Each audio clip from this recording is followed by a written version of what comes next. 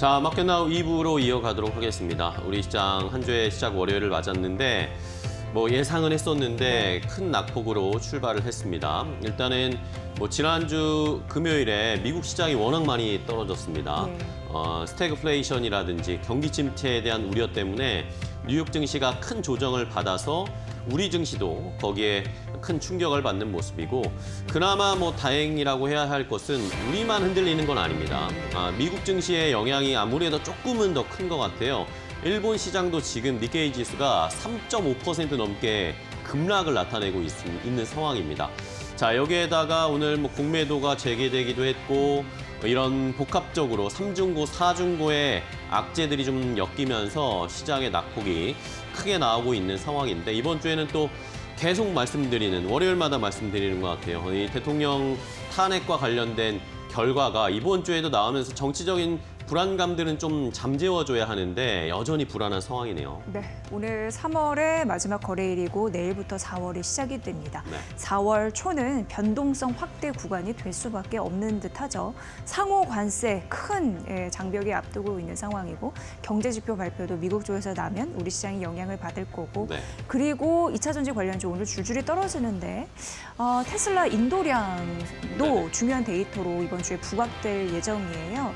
이런 부분 잘 소화를 해 나가셔야 될 텐데 좀 걱정입니다. 저희가 시시각각 데이터 나오는 대로 여러분께 이번 주 말씀드리도록 하겠습니다. 자, 이번 주에도 뭐 빅 이벤트들이 너무 많습니다. 뭐 산적해 있는 것들을 하나씩 저희가 클리어하면서 시장에 대응을 해야 하는데, 이번 주에도 저희 마켓나우 2부에서 관련된 내용들, 뭐 심도 있는 내용도 다뤄보고 시장에 빠르게 대응을 하면서 어떻게 시장이 움직이는지도 알아보겠습니다. 자, 오늘 뭐 시장은 또 어떻게 출발해서 1시간 정도 움직였을까요? 시장을 움직이고 있는 이슈와 업종들, 종목까지 자세하게 함께 이슈 브리핑으로 알아보도록 하겠습니다. 자, 이슈 브리핑 오늘도 싱크풀을 보시면서 시장의 분위기 확인해 보도록 하겠습니다. 자, 뭐 보시는 것처럼 오늘 시장은 좋지가 않습니다. 뭐 지수 자체가 지금 코스피가 2,500선을 잠시 이탈하기도 했는데, 일단은 지금 2,500선은 지켜주고 있습니다. 그나마 다행이라고 해야 될까요? 공매도가 오늘 재개가 됐습니다. 전면적으로 재개가 됐기 때문에 굉장히 긴 공백 기간이 있었잖아요. 공매도가 없는 시장에서 저희가 거래를 해오다가 이제 오늘부로 전격적으로 공매도가 시행이 됐는데, 뭐 일각에서는 외국인 수급이 오히려 중장기적으로 봤을 땐 들어올 수 있다라는 그런 이야기도 있었는데, 오늘은 일단은 외국인이 들어오진 않고 있습니다. 이러다 보니까 전반적으로 업종이나 뭐 이슈, 테마 할 것 없이 많이 떨어지고 있는 상황인데, 반도체가 일단은 최근에 삼성전자 많이 올라와서 6만 전자를 돌파했는데 오늘 결국에는 또 6만 전자 이탈하는 모습을 나타냈고, SK 하이닉스, 한미 반도체, 이렇게 HBM 쪽에 관련된 반도체 관련 종목들도 오늘 낙폭이 크게 나오면서 많이 하락을 하고 있는 상황입니다. 자, 여기에다가 2차 전지 관련된 종목들도 오늘 좋지가 않습니다. 가장 걱정이 됐던, 공매도 재개 가장 걱정이 됐던 업종이잖아요. 그동안 뭐 주가도 너무 많이 떨어졌는데 공매도가 재개되니까 거기에서 더 떨어지네요. 더 떨어질 폭이 있었습니다. 2차 전지 관련된 종목들 오늘 뭐 에코프로, BM이나 에코프로, 코스피에서는 LG 에너지 솔루션, 이런 종목들이 낙폭이 크게 나오고 있는 상황입니다. 반면에 또 공매도에 취약할 것이다, 대비를 해야 할 것이다라고 예상을 했던 조선이나 방사는 오늘 생각보다 괜찮은 양상을 나타내고 있습니다. 조선주들은 장 초반에는 하락으로 출발했는데 지금 시장이 1시간 정도 지나가니까 오히려 하나오션이나 HD 현대중공업, 이런 종목들은 빨간불을 켜면서 상승으로 좀 전환되는 모습이고요. 한화 에어로스페이스도 지금 보합권을 유지하면서 시장에서 잘 버티고 있습니다. 현대 로템이나 이런 방산주들, 조선 방산이 오히려 오늘 시장에서 잘 버텨주고 있는 양상 나타나고 있고요. 자, 4월 2일이 다가오고 있습니다. 이제 트럼프 대통령의 관세 본격적으로 시행이 될 것으로 예상이 되는데, 이러다 보니까 뭐 반도체도 영향을 받고 자동차가 지금 지난주 후반부터 계속 떨어지고 있는 상황이고요. 이외에도 뭐 제약바이오도 관세에서 자유롭지 않다, 그런 이야기 나오고 있잖아요. 뭐 좋지 않은 흐름으로 떨어지고 있고, 증권주, 오늘 말씀드린 것처럼 공매도 재개와 트럼프 대통령의 관세가 이번 주에 복합적으로 시장에 부담을 주고 있습니다. 이러다 보니까 지수가 전반적으로 떨어지고 있고 증권주도 함께 하락세를 나타내고 있는 상황입니다. 자, 엔터주들 뭐 그나마 관세에서 좀 자유로울 것이다라는 이야기가 나오고 있는데 일부의 엔터주들은 오늘 좀 상승을 보이고 있는데 전반적으로 봤을 때는 시장이 다 떨어지니까 전반적인 하락세를 막을 수는 없는 상황 계속 이어지고 있습니다. 이외에도 뭐 로봇이라든지 원전, 양자 컴퓨터, 자율주행 대부분의 업종이 하락세를 나타내면서 한 주의 시작이 조금은 어려운 상황으로 출발을 하고 있습니다. 자, 그럼 이슈 하나 더 자세하게 체크를 해보도록 하겠습니다. 자, 오늘이 3월 31일이고요. 내일은 4월 1일 만우절이고 4월 2일, 4월 3일이 다가오고 있습니다. 자, 4월 2일이 오고 있습니다. 그날입니다. 트럼프 대통령이 계속 얘기하는 관세 이야기, 관세를 부과하기 시작할 것이다. 4월부터는 부과할 것이다라고 계속 공공연하게 이야기를 했죠. 트럼프 대통령이 4월 1일은 만우절이니까 이것을 거짓말이라고 생각하는 사람들이 있을 수 있으니까 4월 2일에 본격적으로 발효를 하고 4월 3일부터 관세를 적용할 것이다라고 계속 이야기를 했습니다. 새벽에 또 트럼프 대통령이 언급을 했는데요. 이번 주에 모든 국가에 관세를 부과할 것이다라고 또 언급을 했습니다. 지난주에 좀 일부의 상호 관세 이러면서 나라별로 조금은 유연한 관세를 부과하지 않을까 뭐 그런 언급도 트럼프 대통령이 실제로 했었잖아요. 그러다 보니까 관세에 대한 부담을 약간은 덜어가는 모습이었는데 다시 한번 강조를 했습니다. 월요일이 오기 전에 트럼프 대통령이 이번 주에 모든 국가에 관세를 부과할 것이다. 뭐 10개에서 15개 국가, 흔히 말하는 뭐 더티 15, 미국의 무역 흑자를 많이 내고 있는 10에서 15개 나라에만 관세를 부과하는 것이 아니라 모든 국가에 관세를 부과할 것이다라고 다시 트럼프 대통령이 이야기를 했습니다. 트럼프 대통령이 뭐 여러 가지 생각이 있었는데 해외 외신들의 이야기에 따르면 지금 트럼프 대통령의 밑에 있는 참모들이 이걸 일괄적으로 모든 나라에 관세를 부과해야 된다. 이런 식으로 트럼프 대통령이 계속 얘기를 하고 있다라고 합니다. 이러다 보니까 트럼프 대통령도 생각이 좀 바뀌었는지 오늘 또 갑작스럽게 이런 이야기를 하면서 시장에 충격을 조금 더 주는 모습이고요. 관세율을 조금 더 인상해서 전 세계 국가 보편적으로 20%를 부과하는 이러면은 사실상 보편 관세가 다시 회귀되는 거 아닌가라는 우려감도 펼쳐지고 있는 상황입니다. 자, 이러면서 시장에서는 뭐 트럼프 대통령 관세로 인한 지난주에 말했던 자동차 관세 이런 거 인상해서 차 가격이 올라가도 신경 쓰지 않을 거다라는 그런 이야기도 했고요. 여기에다가 또 뭐 삼선에 도전할 것이다. 뭐 이런 식의 이야기도 나오고 있습니다.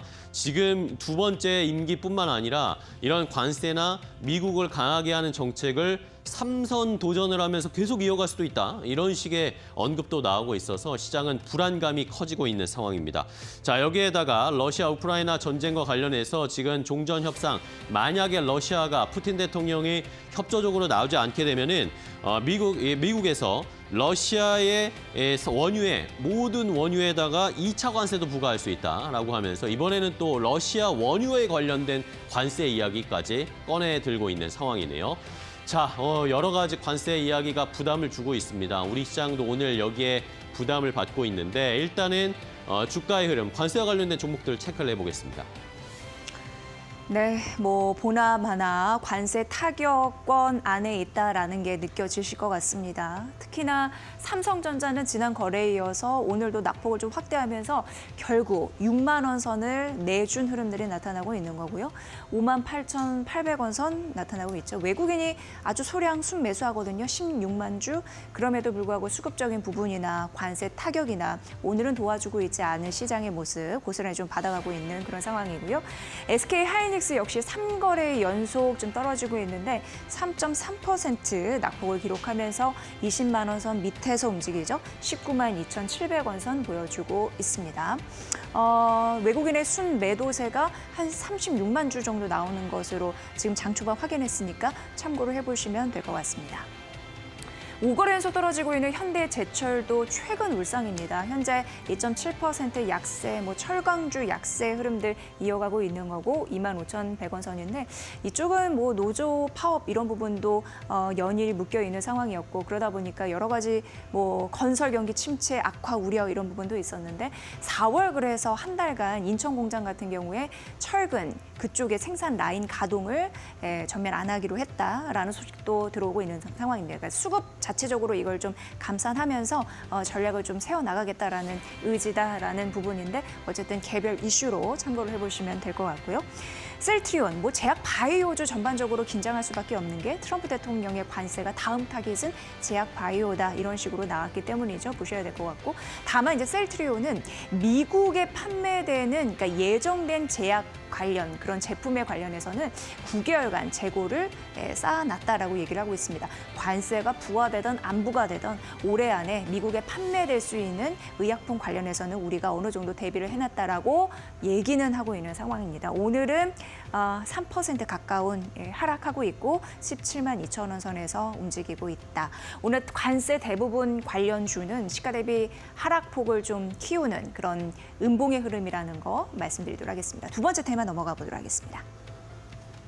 자, 미국 증시가 지난 금요일에 급락을 했고 트럼프 대통령의 관세에도 다가오고 있고 여기에다가 오늘 우리 시장은 또 삼중고를 겪고 있는데 공매도가 재개되다 보니까 변동성이 크게 조금 더 나타나고 있는 상황입니다. 자, 오늘 3월 31일부로 공매도 모든 종목에 대해서 공매도가 재개됐습니다. 지난 1년 5개월 전, 한 1년 반 전에 공매도를 전면 금지시켜 놨었잖아요. 이것을 1년 반, 한 1년 5개월 만에 재개가 되는 것이고요. 그리고 전 종목 공매도 해제는 지난 우리가 과거에 코로나 때 2020년 3월 이후에 5년 만입니다. 전부 다 공매도가 재개된 것은 부분 공매도 재개 이런 것들은 있었는데 이번에 아예 모든 종목에 대해서 공매도가 해제가 되는 것이기 때문에 조금 더 시장에서는 이것에 대한 공포라든지 대비라든지 이런 것들이 필요한 상황입니다. 자, 이러면서 오늘 여러 가지 악재들이 겹쳤긴 했지만 공매도가 재개된 첫날 코스피가 2,500선을 잠시 이탈하면서 낙폭이 크게 나오기도 했고요. 지금은 일단 2,500선 언저리에서 움직이고 있고 코스닥도 지금 1.5% 넘게 낙폭이 크게 나타나고 있는 상황입니다. 자, 말씀드렸던 것처럼 앞에 보셨던 상호관세 여기에다가 공매도 겹치면서 이번 주 우리 시장은 긴장감이 최고조에 달하고 있는 상황이고 지난주부터 이미 대체 잔고가 늘어나는 종목들이 있다라는 것들을 많이 들으셨을 겁니다. 특히 2차 전지 관련된 종목들이 대체 잔고가 굉장히 많이 늘어나면서 이번 주에 변동이 클 거다라는 것을 이미 예고하고 있었는데 첫날 여지없습니다. 2차 전지 관련된 종목들 많이 떨어지고 있고 대차 잔고를 많았던 종목들, 2차 전지 관련된 종목들이 대부분이었기 때문에 낙폭이 크게 나오고 있습니다. 아까 말씀드렸듯이 대신에 최근에 많이 올라왔던 로봇이라든지 조선, 방산 이런 종목들은 생각보다 지금 낙폭이 크게 나타나지 않고 있어서 시간차를 두고 다음 공매도 타겟으로 넘어가게 될지 이런 여부는 잘 살펴보셔야 되겠습니다. 자, 그렇지만 일각에서는 공매도가 재개가 되는 것이 단기적으로는 과거에 공매도가 금지됐다가 재개된 경우가 한 3차례 정도가 있었는데 그때 과거에 역사적으로 봤을 때 초반에는 어쩔 수 없다. 공매도가 재개됐을 때는 낙폭이나 변동성이 나타나는데 결국에는 근데 중장기적으로 봤을 때는 외국인 자금이 다시 들어오면서 지수도 올라가고 종목들의 하락도 만회되는 경우가 많다라는 그런 이야기들이 전문가들의 의견도 있습니다. 그렇기 때문에 지금은 어쨌든 변동성은 저희가 잘 대비를 해야 되겠고 중장기적으로는 외국인 수급이 들어올 수 있을지 여부가 가장 중요한 포인트가 될 것 같습니다. 자, 오늘 살펴봐야 할 공매도 관련해서 변동성이 전 큰 종목들 함께 확인해 보겠습니다. 네, 시총 대비 대차 잔고 이쪽에 비중이 큰 상위 종목들을 좀 추려봤습니다. 대표적으로 보면은 2차 전지 관련주가 오늘 줄줄이 하락하고 있는 상황인데 에코프로 BM이나 포스코 퓨처엠 관련주이겠죠. 3거래 연속 빠진 흐름들이 나타나고 있습니다. 에코프로 BM, 에코프로 모두 떨어지고 있는데 BM은 4% 이상이고요. 포스코 퓨처엠도 오늘 6% 낙폭을 기록하고 있는 상황 나타나고 있고요. 제약바이오종도 여전해요. 유양, 양행 같은 경우를 3%, HLB 그룹주도 오늘 전반적으로 좋지 않은 하는데 대표적으로 HLB가 3%고 그리고 한미 반도체도 오늘 시장에 우울한 특징주로 이름을 올리고 있는데 워낙 타격이 좀 있을 것이다라고 예고가 됐던 바가 있습니다. 게다가 실적에 대한 우려가 있죠. 1분기 1월, 2월, 3월 실적 전망치가 예상치 대비해서 하회하는 흐름들 이런 부분 때문에 오늘 낙폭이 조금 더 크다라고 할 수 있겠고 8% 하락하면서 7만 원 선을 이탈한 한미 반도체 흐름까지 점검을 해드렸습니다. 오늘 공매도 재개 관련해서는 뭐 시장이 타격을 좀 입어가는 흐름들 고스란히 시총 상위주의 흐름 안에 있으니까 이 부분도 참고해 보시면 될 것 같습니다. 마지막 테마 넘어가 보도록 하겠습니다. 자, 우리 시장이 오늘 코스피가 2% 넘게 하락세를 나타내고 있고 코스닥에서도 낙폭이 큰 종목들이 많은데 이러다 보니까 오늘 상승하는 종목을 찾기가 쉽지 않은 시장입니다. 그나마 상승불을 켜고 있는 시총 상위에 있는 종목이라든지 코스닥에서 좀 찾아보니까 오늘 이슈가 있는 제약바이오 종목들이 그나마 조금 힘을 내고 있더라고요. 일단은 알테오젠, 코스닥의 시총 1위인 알테오젠이 좀 이슈가 있었는데 주말 사이에 한 언론사에서 알테오젠 쪽에 소식을 냈습니다. 알테오젠이 지금 한 달에 한 번 맞는 비만 주사를 개발하고 있다라는 그런 언급이 나왔어요. 이러다 보니까 비만 치료제 쪽에서 알테오젠이 새로운 뭔가 게임 체인저가 될 수 있지 않을까라는 그런 기대감들 때문에 오늘 알테오젠이 일단은 보합권 왔다 갔다 하면서 상승불 켰다가 왔다 갔다는 하고 있는데 상대적으로 어쨌든 잘 시장을 버텨나가고 있는 상황입니다. 자, 이 알테오젠 측에서 한 달에 한 번만 맞아도 되는 비만 치료제용 주사 제형 플랫폼을 개발하고 있다고 했는데 위고비나 싹센다는 하루에 한 번, 일주일에 한 번 이런 식으로 짧게 기간이 짧잖아요. 근데 한 달에 한 번 맞아서 비만 치료에 효과를 볼 수 있는 그런 것들을 개발하고 있다. 자체 기술, 장기 지속형을 활용을 해서 자체 플랫폼을 개발하고 있는 상황이고 이것을 비만 치료제에 우선 적용할 예정이라고 합니다. 개발 내부에서 어느 정도는 좀 마무리되어 가고 있다라는 그런 코멘트도 나왔고 실험에서도 어느 정도 효과가 입증됐다라고 알테오젠 측에서 얘기를 했습니다. 내년에 비만 치료제용 전 임상을 시작할 예정이다라는 그런 언급이 나와서 시장에서는 알테오젠이 비만 치료제 쪽에서도 뭔가 힘을 낼 수 있지 않을까라는 기대감도 가지고 있고 여기에다가 그동안 주가에 상승 탄력을 많이 넣어주었던 키트루다 SC 출시도 앞두고 있는 상황. 알테오젠은 어쨌든 직간접적으로 연결되어 있는 회사이기 때문에 이것에 대해서도 재평가가 필요하다. 그동안은 기대감으로만 올랐다면 이게 실적으로 반영되면서 조금 더 주가를 올려줄 수 있지 않을까라는 그런 기대감 때문에 알테오젠이 오늘은 상대적으로 선방하고 있는 모습입니다. 자, 이외에도 코스닥에서 펩트론이라든지 네이처셀이라든지 이런 제약바이오 종목들, 이슈가 있는 종목들이 상대적으로 좀 강한 모습을 나타내고 있으니까 개별적인 제약바이오 업종의 종목별 이슈는 잘 체크를 해보셔야 되겠습니다. 자, 그럼 관련된 종목들 주가 어떻게 움직이는지 함께 확인해 볼까요? 네, 한 달에 한 번 맞는 비만 주사 치료제 관련해서 이거를 이제 장기 지속형 주사제라고 얘기를 하는데 알테오젠 그리고 펩트론, 대웅제약 모두 만들겠다.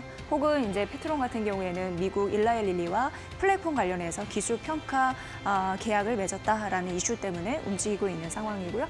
알테오젠이 대표적으로 3.5% 강세 36만 5천 원 선. 오늘 시장 전반적으로 우려감이 있는 상황 속에서도 나홀로 독주를 펼칠 수 있는 흐름들이 이 안에서 나오는 거고요. 펩트론 역시 3% 강세의 힘으로 94,900원 선 보여주고 있습니다. 대웅제약은 2.7% 주가는 좀 희비가 엇갈리죠. 11만 3,300원 선 보이고 있고 최근 미국 FDA 쪽에서 혁신 치료제로 허가가 난 네이처셀 오늘 보합권에서 움직입니다. 유한 양행은 폐암 치료제 렉나자 미국, 유럽, 영국에 이어서 최근 일본도 허가가 됐다라는 이슈 있던데 오늘은 2.9% 하락하면서 11만 원 선에서 부진한 흐름을 좀 보여주고 있다라는 부분으로 좀 엇갈리네요. 오늘 제약바이오주 좀 올라가는 이유가 좀 분명한 종목들은 잘 보셔야 될 것 같습니다. 자, 시장의 움직임 함께 확인을 해봤는데요. 오늘 이번 주도 여러 가지 이슈를 잘 대응해봐야 하는 변동성이 클 수밖에 없는 상황입니다.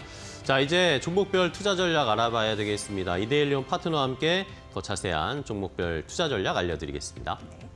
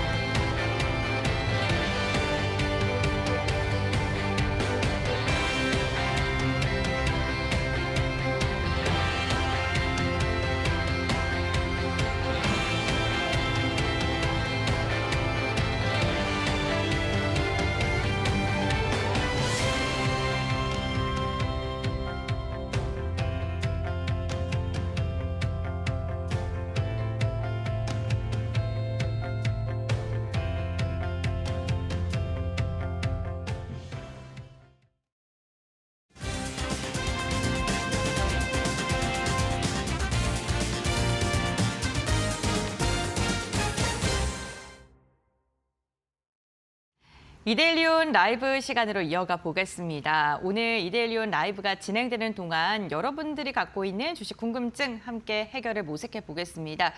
채팅창에요. 궁금하신 점, 시장에 대한 거, 종목에 대한 거 다 좋습니다. 올려주시면요. 이데일리온 파트너와 함께 그에 대한 해답과 해결책을 찾아보는 시간으로 이어지도록 할 테니까요. 편안하게 문의해 주시기 바랍니다.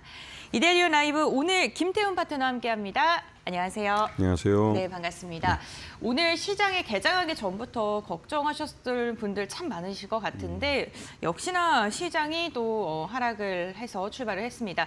다만 일본 증시와 비교한다면 그래도 우리 시장 잘 버텨주고 있지 않나라는 생각도 드는데 시장 상황 어떻게 보셨어요? 네, 지난 주말에 끝난 미국장이 별로 안 좋게 끝났죠. 말 그대로 4월 2일 날 트럼프가 말 그대로 이제 그 상호 관세를 부과하겠다고 네. 얘기를 했고 자동차 관련해서는 먼저 관세를 발표를 했습니다. 근데 자동차라는 게 우리나라 산업에서 미치는 영향이 크기 때문에 우리 증시에도 부정적인 영향을 미칠 거다라고 했는데 역시나 개장하자마자 우리 시장 마이너스 2%대 네. 아주 급락세를 나타냈습니다. 하지만 지금 보시면 아시겠지만 우리나라 증시는 아침 개장 초보다는 그래도 소폭 올라와 있는 모습을 보여주고 있고요. 그렇게 할 수 있었던 이유는 우리나라랑 미국이랑 여전히 그 디커플링 돼 있는 시장이라고 여러 번 말씀을 드렸습니다. 미국의 불확실성은 점점 커지고 있지만 우리나라는 불확실성이라는 게 뻔해 보이기는 합니다. 그렇기 때문에 그런 차이를 갖고 있고요. 무엇보다도 이 트럼프의 상호 관세와 함께 그 미국은 스태그플레이션에 대한 공포감이 좀 조성되고 있습니다. 이게 무엇이냐면 물가가 경기가 나쁜데도 이 물가가 올라버리는 이런 최악의 상황. 그렇게 되면 미 연준은 기준금리를 인상하는 쪽으로 갈 가능성이 큽니다. 기존에 지난 한 1년여 동안 연준은 기준금리를 인하하는 쪽으로 해서 시장에 유동성을 공급해 줬던 공급자였습니다. 하지만 이제는 이 유동성 공급을 중단할 뿐만 아니라 오히려 반대로 인플레이션에 대한 파이터로서 이 인플레이션을 막기 위해서 해서 금리를 올려버리는 쪽으로 갈 가능성이 큰 것이죠. 그렇기 때문에 미국 시장에서 매그니펀트 7 같은 기술주들도 모두 하락세를 나타내는 겁니다. 트럼프나 이 트럼프 2기 정부에 참여하고 있는 사람들은 이런 스태그플레이션이나 이거에 대한 공포감은 그렇게 두려워할 필요 없다라고 하지만 그들이 말하는 상호관세라는 건 전 세계 모든 나라에 대해서 미국에 대해서 상품을 파는 모든 나라에 대해서 부과하는 거기 때문에 이 불확실성이 커질 수밖에 없는 시장이죠. 거기에 비해선 우리나라 시장은 좀 뻔해 보이는 측면도 있습니다. 네, 알겠습니다. 우리 시장이 지금 한 2%가량 유가증권 시장 빠지고 이거 코스닥은 한 1%까지 낙폭을 좀 되돌리는 모습이 나타나고 있습니다. 일본 증시가 현재 지금 3.4%가량 하락을 하고 있거든요. 그래서 일본 증시의 낙폭과 비교한다면 시장이 그래도 좀 힘을 내주려는 모습이 나타나고 있는 상황이고요. 국내 증시인데 아무래도 환율적인 부분은 계속 부담으로 작용할 수밖에 없을 것 같아요. 악순환의 반복이다 뭐 이러한 이야기도 있는데 네. 그런 부분 어떻게 보세요? 일단 원달러 환율이 1,471원을 찍었습니다. 네. 오전에. 그게 개장 초에 이렇게 올라간 건데요. 우리나라는 이 쌀을 제외하고 모든 식량을 해외에서 수입해옵니다. 네. 여기다가 우리가 제일 많이 수입하는 건 석유죠. 그러다 보니까 에너지까지도 수입해오고 원달러 환율이 이게 오른다는 의미는 말 그대로 수입 물가가 오른다는 소리입니다. 수입 물가가 오르면 인플레이션이 발생하죠. 이런 문제 때문에 이 원달러 환율은 한국은행에서 이 원달러 환율을 관리하는 걸 가장 중요하게 여깁니다. 그런데 문제는 미국이 상호 관세를 부과하겠다고 하면 우리 상품에 대한 이 부담, 그러니까 미국 시장 내에 팔리는 한국 상품의 가격이 오르게 되죠. 그러면 이걸 상대적으로 좀 줄일 수 있는 방법은 원화 가치를 떨어뜨려 버리는 겁니다. 이미 트럼프 1기 때 중국이 위안화 가치를 떨어뜨려서 대응했던 적이 있습니다. 그리고 우리나라도 대미 무역 흑자를 지금 500억 달러 가까이 보고 있는 나라이기 때문에 이게 관세를 부과하게 되면 당연히 줄어들게 됩니다. 하지만 이 줄이는 폭이 어느 정도 우리 경제가 감내할 수 있는 수준으로 줄어야 되는데 그렇지 않을 경우에는 충격이 오게 되죠. 그렇기 때문에 원달러 환율을 인위적으로 좀 낮출 가능성, 그러니까 이 원화 가치를 떨어뜨릴 가능성이 큽니다. 그렇게 되면 1,470원이 아니라 1,500원을 걱정해야 될 시기가 오는 것이죠. 그리고 이러한 큰 변화는 한국은행이 기준금리 인하를 하고 있다는 측면에서 어느 정도 힘을 받고 있습니다. 좀 전에 아나운서께서 일본 말씀하셨는데요. 일본 중앙은행은 계속 금리를 올리고 있습니다. 가장 큰 이유는 수입 물가가 오르기 때문에 인플레이션 우려가 있다는 겁니다. 이게 한국은행과 일본은행과의 차이고 미국 연준과의 차이인데 우리 한국은행은 일단 경기부터 살려야 한다는 측면에서 기준금리를 계속 인하하고 있고 이게 인플레이션을 가져오는데도 불구하고 이런 정책을 계속 펴고 있는 겁니다. 자, 우리 시장에서 지금 방산주와 또 보면 이 조선주가 먼저 반등이 나와주는데요. 예전에 여러 번 말씀드렸지만 주식 투자는 파란불에 사서 빨간불에 파는 거라고 말씀드렸습니다. 그런 면을 잘 보시고 시장 내에서 돈을 벌고 있는 주식이 어느 부분인지 이 부분을 잘 살펴보셔야 될 겁니다. 알겠습니다. 돈 버는 섹터, 돈 버는 업종을 봐야 된다라고 이야기를 해주셨습니다. 저희가 시장 얘기하는 동안 지금 이데일리온 라이브가 진행이 되는 동안 우리 시청자님들의 궁금증 함께 해결을 해드리고 있는데 채팅창에 종목 질문 하나가 와서요. 간략하게 여쭤볼게요. 금전수님께서 올려주셨는데 LG전자를 92,000원대에 보유하고 계시다고 하시거든요.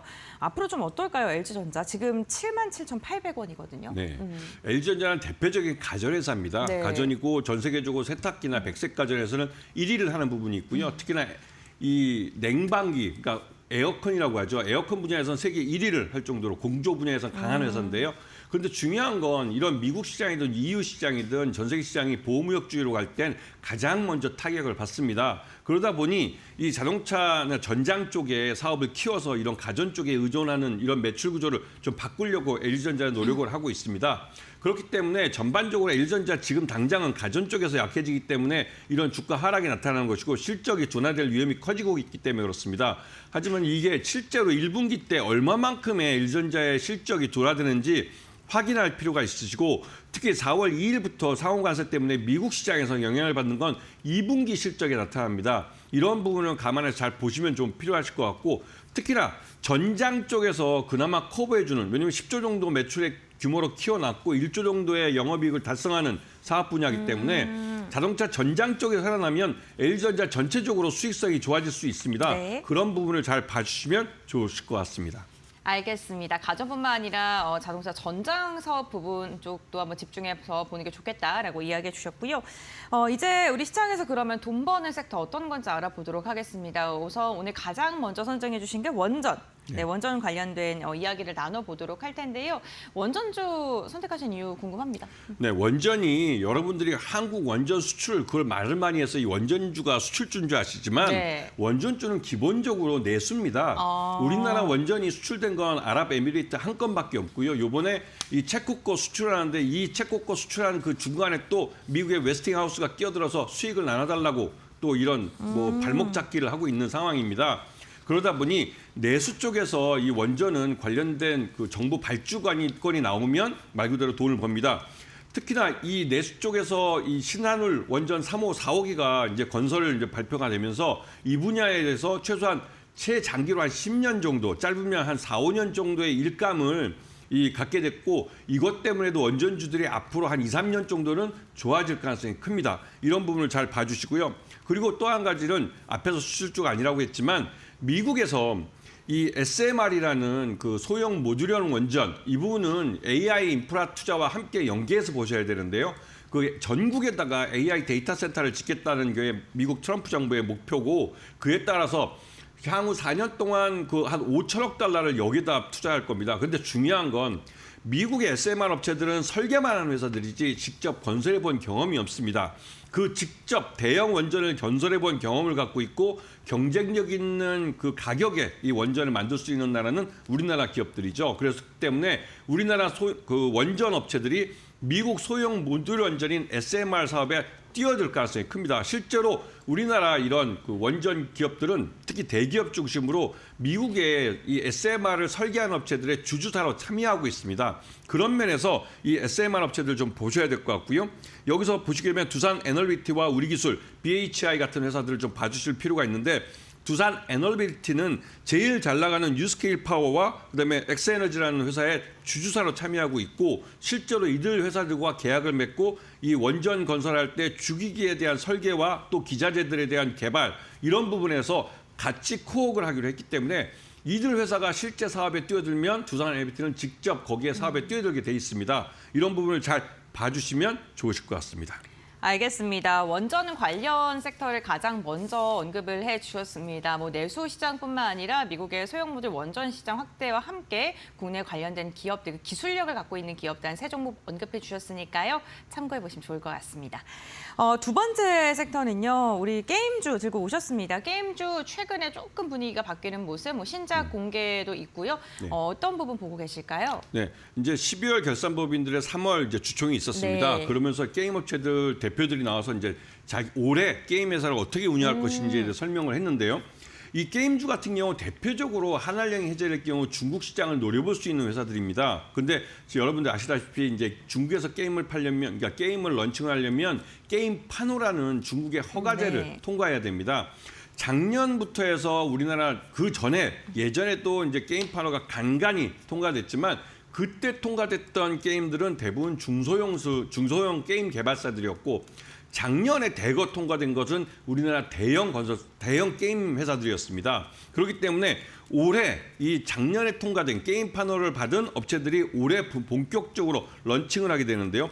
그런 면에서 이 게임 회사들을 좀 주의 깊게 보셔야 될 필요가 있는 게 중국이 한국에 대해서 한알령을 해제한다는 건 명백하게 얘기를 하진 않았지만 한중 간의 문화교류를 넓혀주겠다라고 얘기를 했고 그에 따라서 가장 먼저 수혜를 받을 수 있는 건 게임주가 될 수도 있습니다. 그리고 게임주에 대해서 중국이 먼저 개방을 하겠다는 것은 게임 회사들에 대해서 중국의 게임 회사들이 경쟁력을 가진 그런 산업 분야라고 오판을 하고 있기 때문에 그런데요.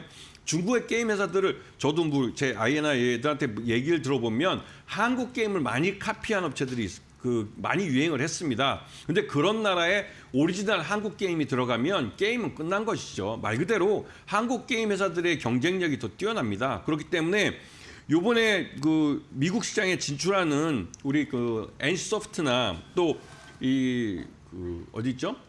네. 시프트업이라는 회사. 네. 이런 회사들 같은 경우는 요번에 대형 게임주들이 게임 판호를 받았기 때문에 중국 시장에서 큰 수익을 얻을 수 있는 기회를 갖고 있기 때문에 이런 종목들을 중심으로 4월 달부터는 이 게임들이 순차적으로 런칭을 합니다. 중국 시장에서. 그리고 그 실적이 다음 6월 달이니까 2분기부터 반영이 되기 시작할 겁니다. 이런 부분을 잘 봐주시고 지금 게임주들은 파란색을 킬 때가 싸게 살 수 있는 기회를 주는 때라는 걸 기억하시기 바랍니다. 알겠습니다. 게임을 두 번째 섹터로 언급을 해주셨습니다. 뭐 한한령 해제에 대한 기대감 그리고 신작에 대한 이슈도 있고요. 국내 게임 관련 기업들 종목들 여러 개 언급해 주셨으니까 참고해 보시면 좋을 것 같습니다.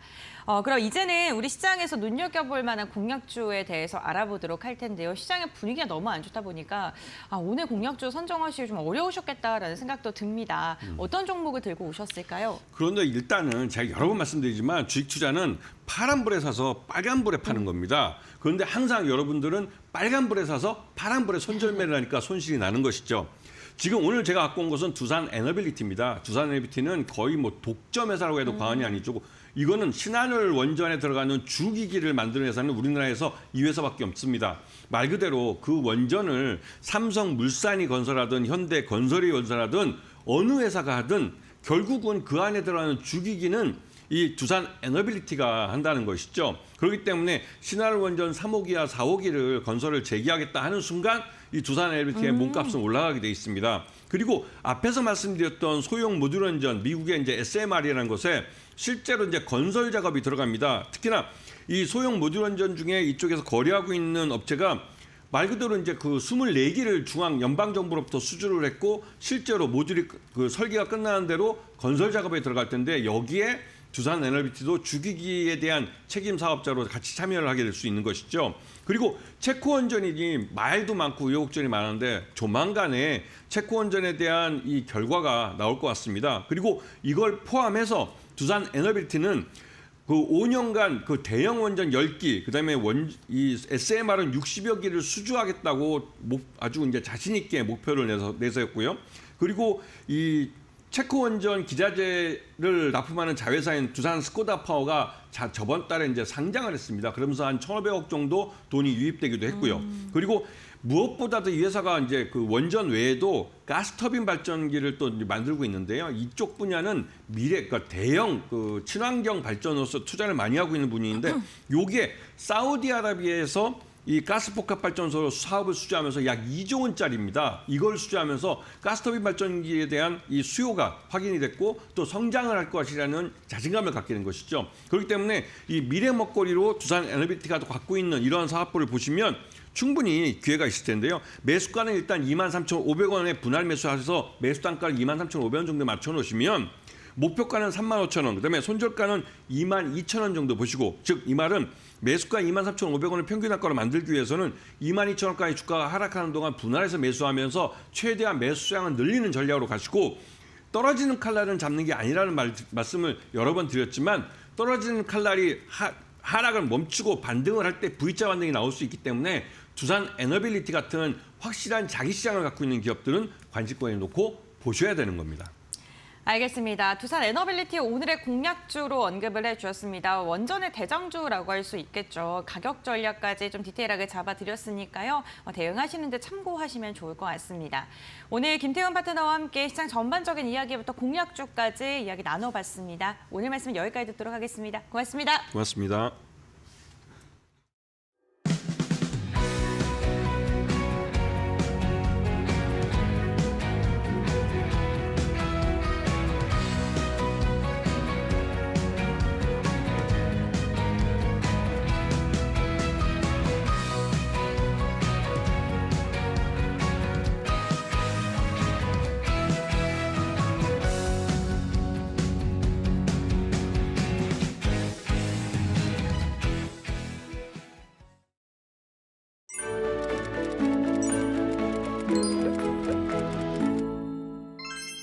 안녕하세요. 시청자 여러분은 경제에도 공포가 존재한다는 사실 알고 계신가요?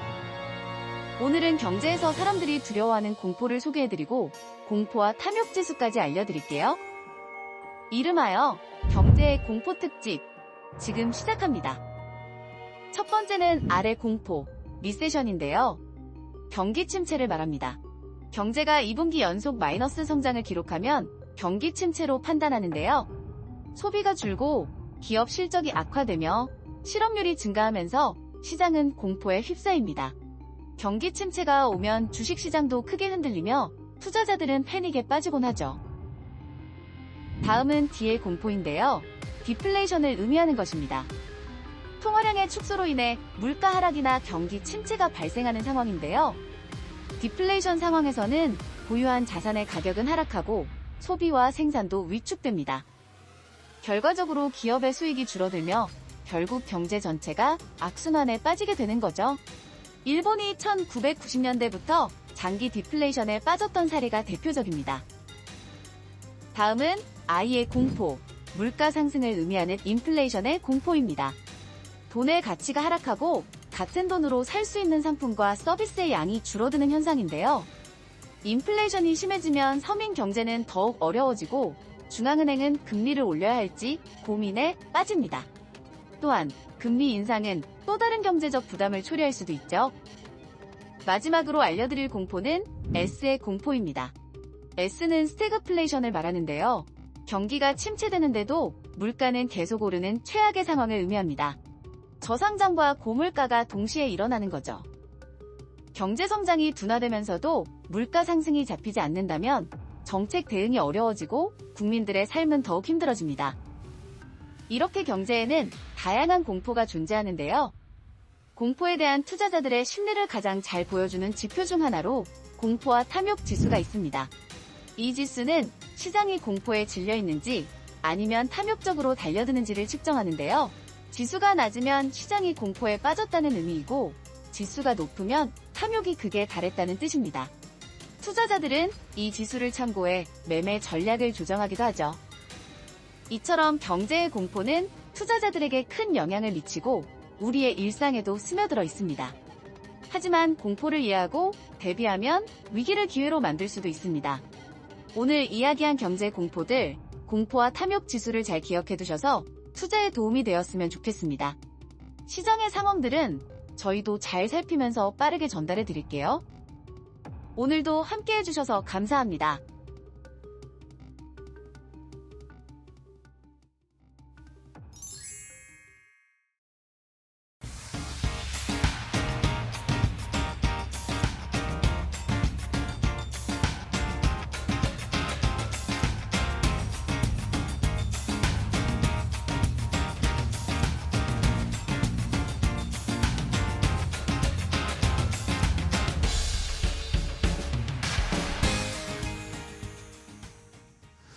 자, 마켓나우 2부와 함께하고 계십니다. 우리 시장 3월 마지막 거래일을 오늘 출발했고 내일이면 4월입니다. 우리 시장은 미국의 영향을 받으면서 좀 출발은 쉽지 않은 상황이에요.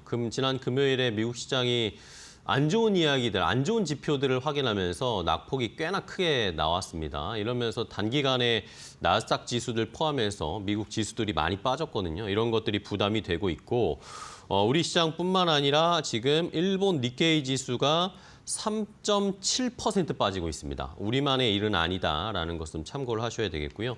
자, 그러면 중국 쪽의 출발 상황도 조금 전에 출발한 상황도 간단하게 체크를 해드리면 지난 금요일에 중국 상해 종합지수나 홍콩 항생지수도 0.6%대 하락으로 거래를 마감했습니다. 오늘 중국 상해 종합지수는 약보합권 0.2% 정도 하락으로 출발을 했고요. 홍콩 항생지수는 조금 더 낙폭이 깊네요. 1% 가까이 낙폭으로 출발을 했습니다.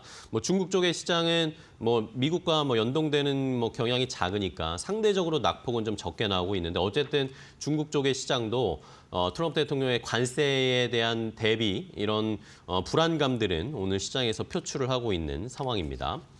자, 그러면 이제 시장 어떻게 좀 대비를 해야 될까요? 우리 시장도 불안한 상황이고 미국 시장도 근데 최근에 계속 흔들리다 보니까 투자하시는 분들이 이거 포트를 어떻게 잡아야 되지? 미국에 집중하시던 분들은 또 어떻게 대비를 해야 될지 고민이 많으실 것 같습니다. 그래서 오늘은 그레너리 투자자문의 이완수 대표와 함께 전반적인 글로벌 또 국내 주식 투자 전략을 알아보도록 하겠습니다. 대표님 안녕하세요. 네, 안녕하십니까? 네, 반갑습니다. 네, 처음 뵙겠습니다. 네. 반갑습니다. 잘 부탁드립니다. 네. 자, 요즘 시장이 말씀드렸듯이 너무나 좀 불안합니다. 네. 우리 시장도 오늘 낙폭이 꽤나 크게 나오고 있고 그런데 이제 뭐라고 해야 될까? 미들맨이라고 해야 될까요? 미국 시장은 그래도 우리나라에서 미국 주식 투자하시는 분들은 그래도 미국은 안정적일 거야. 네. 그래도 그렇죠? 조정이 나와도 빠르게 반등이 나올 거야. 이런 믿음을 좀 가지고 계시잖아요. 네, 그렇죠. 근데 최근에 미국 나스닥 지수나 미국 지수가 심상치가 않습니다. 한 최근에 저도 통계를 보니까 한 40거래일 정도 동안 나스닥이 3,000포인트가 빠졌어요. 네, 고점 대비해서 많이 빠졌죠. 네, 지금. 고점 대비 많이 빠졌고 이평선도 좀 이탈했고 네. 이런 상황이어서 대표님은 요즘 미국 시장 어떤 분위기로 판단하고 계세요? 일단은 지금 조정 분위기인데 네. 이런 말씀을 드려요. 일단은 나스닥 같은 경우는 이제 가장 많이 보고 계세요. 왜냐하면 네네. 저희가 서학개미 분들이 이제 투자한 종목들을 이제 다 아시잖아요. 그쵸. 이제 어떤 종목도 투자하셨는지. 그래서 나스닥 지수가 사실 한 3,000포인트 정도 빠졌는데 저는 최근 들어서 계속 말씀드리는 게 17,000에서 19,000 정도의 박스권을 유지할 거다. 지금 이제 박스권 하단에 와 있고 박스권 이제 하단에서 조금 더 이제 상단으로 중간 상단 이상으로 갈 수 있는 기회는 충분하다. 이렇게 지금 말씀을 드리고 있는데 그렇게 말씀드리면 그래도 좀 다행이다 싶은데 그래도 이유가 뭘까? 그러니까요. 예, 항상 그 긍정적으로 말씀하세요. 보시는 이유가 예, 뭘까요? 지금은 이제 딱 눈앞에 보이는 건 사실 미국 증시도 퍼펙트 스톰이란 말이에요. 네네. 예, 왜냐하면 트럼프 관세 불확실성 네. 이게 이제 미국의 인플레이션을 더 자극할 수 그렇죠. 있다. 그다음에 이제 스태그플레이션 우려, 상호 관세 때문에 이제 주변국들도 관세를 다시 이제 보복 관세가 보복 관세를 들어오면 높이고 있죠. 이제 경제 침체가 되면서 미국이 스태그플레이션을 갈 수 있다. 우려감도 지금 무섭고요. 그쵸. 세 번째는 기술주들이 고평가가 되게 심하다. 네. 사실 끌고 내려온 게 기술주들이 끌고 내려왔거든요. AI 또 네. 거품론이랑 거품까지만 또 나오고. 나왔죠. 예. 예, 이 부분들이 사실 지금 저는 이제 봤을 때 앞에 두 개죠. 트럼프 관세라든지 네. 스태그플레이션에 대한 우려감은 이건 장기 변수란 말이에요. 그쵸. 하루 아침에 끝날 네네네. 변수가 아니기 때문에 시장을 계속 지속적으로 짓누를 거다. 그렇다 보면 시장은 사실 박스권에서 갈 수가 있다. 이렇게 지금 보여지고요. 두 번째 기술주가 이제 고평가 우려가 최근 들어서 보시면은 글로벌 리서치 하우스들이 메타라든지 아니면 이제 엔비디라든지 이런 종목들에 대해서 스트롱바이로 지금 사실 의견이 바뀌고 있어요. 이유가 뭐냐면은 그동안 조정이 많이 되면서 펀더멘탈 대비 이제 PER이죠. 예를 들면 이제 엔비디아 같은 경우 이제 포워드 PER이 네. 올해 같은 경우에 지금 어느 정도까지 떨어졌냐면 30배까지 떨어졌어요. 네네네. 그다음에 메타 같은 경우는 22배까지 떨어졌어요. 그게 뭐냐면은 메타라든지 이제 엔비디아 같은 경우는 올해 매출 상승률이죠. 엔비디아 같은 경우 한 8% 정도 보고 있고요. 메타는 한 20% 넘게 매출 상승을 보고 있거든요. 이거에 맞춰 갖고 현재 주가를 봤을 경우에 이제 PER이 이 정도까지 와 있다는 거죠. 네네네. 그렇다 보니까 테슬라라든지 팔란티아 같이 좀 아직도 고평가 PER이 포워드 PER이 100배 이상 돼 있는 70배, 종목들 80배 말고, 예, 네. 이런 종목들은 조금 제껴 놓더라도 네. 전반적으로 오라클이라든지 아니면 이제 브로드컴 여기에다가 이제 기타 종목들 IT 종목들이 최근 최근에 주가가 좀 많이 빠지면서 그다음에 올해 시장 전망치를 감안했을 때 펀드멘탈이 좀 많이 네네. 내려왔어요.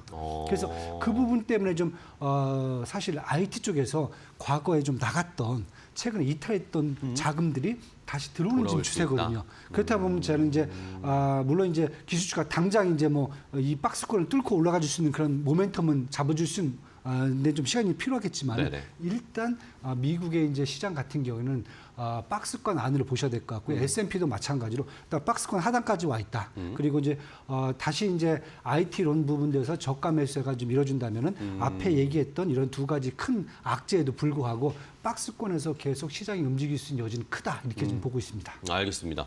자, 뭐 최근에 일각에서 뭐 나스닥도 많이 빠지고 미국 시장이 흔들리고 트럼프의 이런 부담감이 시장을 계속 짓누를 거나 이러면서 뭐 나스닥에서 좀 한 발 빼야 되는 거 아닌가 하는 그런 의견들도 있는데 이완수 대표님은 오히려 지금 뭐 박스권의 바닥 정도에 와 있다라고 그렇게 판단을 하고 계신 것 같습니다.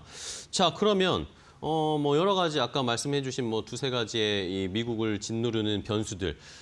트럼프 대통령의 관세가 뭐 오늘도 뭐 오늘 장 시작하기 전에도 또 트럼프 대통령이 뭐 아예 그냥 모든 국가에다 관세 부과할 것이다라고 또 다시 입장을 바꿨어요. 아직 관세를 시작하지도 않았는데 미국 시장이 이렇게 흔들린단 말입니다.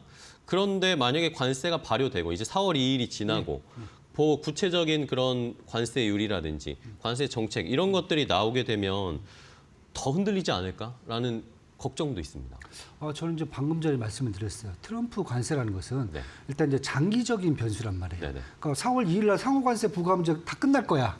전혀 아니고요. 그쵸. 예, 왜냐하면 트럼프 관세의 목적이 바로 있습니다. 왜냐하면 보통 한 국가가 관세를 부과하게 됐을 경우는 자국 내 산업보호 이런 것 때문에 사실 그 국가가 혜택을 얻게 돼요. 그쵸. 그런데 지금 보시면은 트럼프 관세 때문에 인플레이션이 나올 수 있다. 경기 오히려, 침체가 나올 수 있다. 그러니까 미국 내 반대로 지금 역공이 지금 오고 있거든요. 그쵸. 그런데 지금 트럼프 대통령이 관세를 얘기하는 부분은 딱 두 가지입니다. 첫 번째, 그동안 미국에다가 수출을 해갖고 혜택을 받던 주변국들이 그쵸. 무역 흑자 많이 본 나라들. 비용을 이제 지불해야 된다, 네. 우리한테. 이거고 두 번째는 미국 내 이제 주요 산업들이 있어요. 네. 이런 산업들을 이제 보호해서 제조 시설을 끌고 와야 된다. 대표적인 게 자동차, 자동차나 반도체, 그다음에 AI 제품들, 제약바이오나. 여기다 철강, 제약바이오, 거기다 조선까지 네. 지금 포함이 돼 있단 말이에요. 그럼 이것들이 이제 개별 관세를 간단 말이에요. 그렇다면 이 목적이 달성이 돼야 사실 그때 관세가 끝나는 거지. 그쵸. 당장 상호 관세는 지금 시작되는 부분이기 때문에 저는 그래서 지금 관세는 장기적으로 계속 안고 가야 되는 악재이기 때문에 계속 시장을 짓누를 거다. 이렇게 지금 보여지고 있고요. 네. 그래서 어떤 분들은 야, 그럼 이게 도대체 언제 끝나? 그러니까요. 언제 네. 끝나? 그리고 언제 시장에 조금 더 완화되는 모습을 보여줄까? 적응력이 좀 생겨야 네. 되는데 그게 나타나질 않는 것 같아요. 저는 이제 그 포인트를 네. 트럼프 대통령이 알아서 뭐 관세를 깎아줄 거다, 이걸 뭐 빼줄 거다 이런 기대는 하지 마시고. 기대는 하지 말고. 그런 기대는 하지 마시고 아까 제가 말씀드렸어요. 목적이 있다고. 그럼 그 목적이 어느 정도 방향성으로 가고 있다라고 하면은 관세에 대한 우려감이 좀 완화될 수 있다. 어느 부분이냐면 첫 번째가 경기 지표로 나타나는 거죠. 그러니까 쉽게 해서 뭐 우리가 봤을 때 일단 인플레이션 문제예요. 지금 인플레이션 뭐 예를 들어서 2월달 PCE 지수가 2.8% 상승 나왔단 말이에요. 별로 바뀐 건 없어요. 네네. 그러니까 실물 지표들은 지금 거의 안 바뀌어요. 왜냐하면 뭐 3월달부터 관세 부과가 시작이 됐으니까 그렇죠. 4월 1일 날 돼야 될 실적으로 아직 나가야 뭐 되고요. 시기상으로. 네. 근데 문제는 뭐냐면은 심리 지수예요. 기대 지수입니다. 앞으로에 그렇죠. 대한. 맞습니다.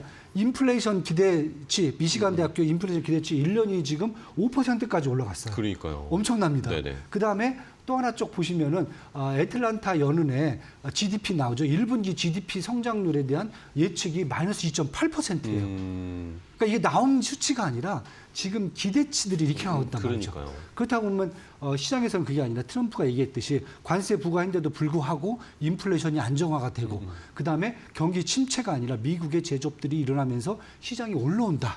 이런 부분들이 지표로 보여주면은 그때부터는 저는 트럼프 관세에 우려감이 완화될 수 있다. 그러려면 최소한 우리가 이제 4월 달부터 이제 관세 부과가 되잖아요. 네네네. 그럼 4월 달, 5월 달 지표가 나오는 6월 달 정도는 봐야 된다는 거죠.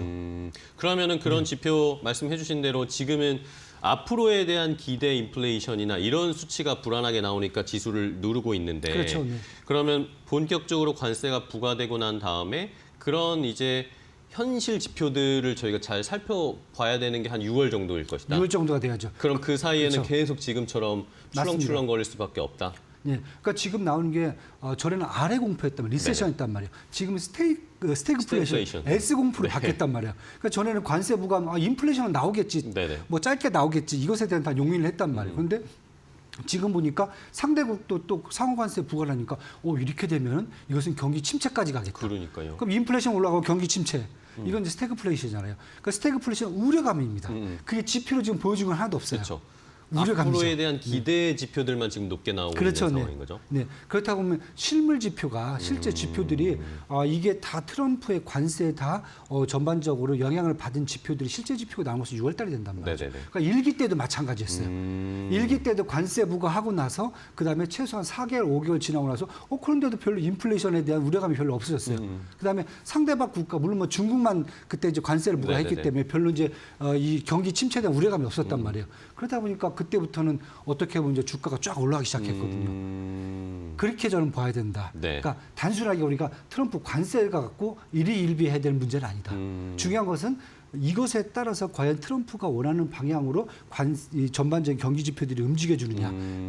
그럴 경우에는 제가 봤을 땐 트럼프 관세에 대한 우려감을 트럼프도 안 할 거고, 그렇죠? 그쵸. 본인들도 안 할 거란 말이에요. 그쵸, 그쵸. 그럼 시장도 할 필요가 없어진다. 이렇게 지금 보고 있습니다. 네. 자, 그러면은 뭐 저희가 결국에는 트럼프가 추구하는 이런 관세 정책에 따라서 인플레이션율이나 이런 것들이 안정적으로 지표들이 나오기를 기원할 수밖에 없는. 맞습니다. 그래야 네. 미국 주가가 올라갈 상황이다라는 것을 좀 염두를 둬야 되겠네요. 어쨌든 6월 그런 현실 지표가 나오기 전까지는 저희가 좀 인내심을 가져야 될 것 같아요. 근데 또 여기에다가 좀 약간 부담스러운 것이 미국에서도 또 얘기 나오는 게 엔캐리 청산 이게 네. 또 부각이 될 수 있다라고 네. 요거에 대한 긴장감을 가져야 된다는 말들을 많이 하더라고요. 미국이 어쨌든 올해 뭐 금리 인하를 하겠다라는 스탠스는 가지고 있는데 그렇죠. 네. 만약에 저희가 말씀해 주신 것처럼 인플레이션 지표가들이 올라가기 시작하면 네. 연준이 금리를 내리진 못할 거 아닙니까? 그렇죠. 네, 맞습니다. 근데 또 일본은 지금 어쨌든 금리 올리겠다고 계속 네. 말을 하고 있습니다. 네. 요거에 대한 불안감 대비를 어떻게 해야 네. 될까요? 일단 뭐 저도 전에 이제 그러한 관련돼 있는 이제 트레이딩을 좀 했는데 네. 핵심은 이겁니다. 일본은행은 0.5%예요. 네네. 미국은 4.5%예요. 지금 스프레드 차이가 400bp란 말이에요. 네. 400bp는 400bp는 절대치로 본다면은 제가 봤을 때는 엔캐리를 청산해야 될 이유가 없어요. 그런가요? 절대값으로 그냥 가만히 앉아서 4%를 그냥 수익을 내는 거잖아요. 수익을 낼 수 있으니까. 이게 갑자기 1% 떨어진다 이런 컨셉이 아니거든요. 그렇다 보면은 당분간 엔캐리가 그렇게 확 줄어들 것 같지는 않아요. 첫 번째가 이거고요. 두 번째는 일본은행은 프라자 합의 1980년 프라자 합의 이후에 네네. 통화 정책에서 미국 연준의 묵시적 동의가 있어야 시행을 해요.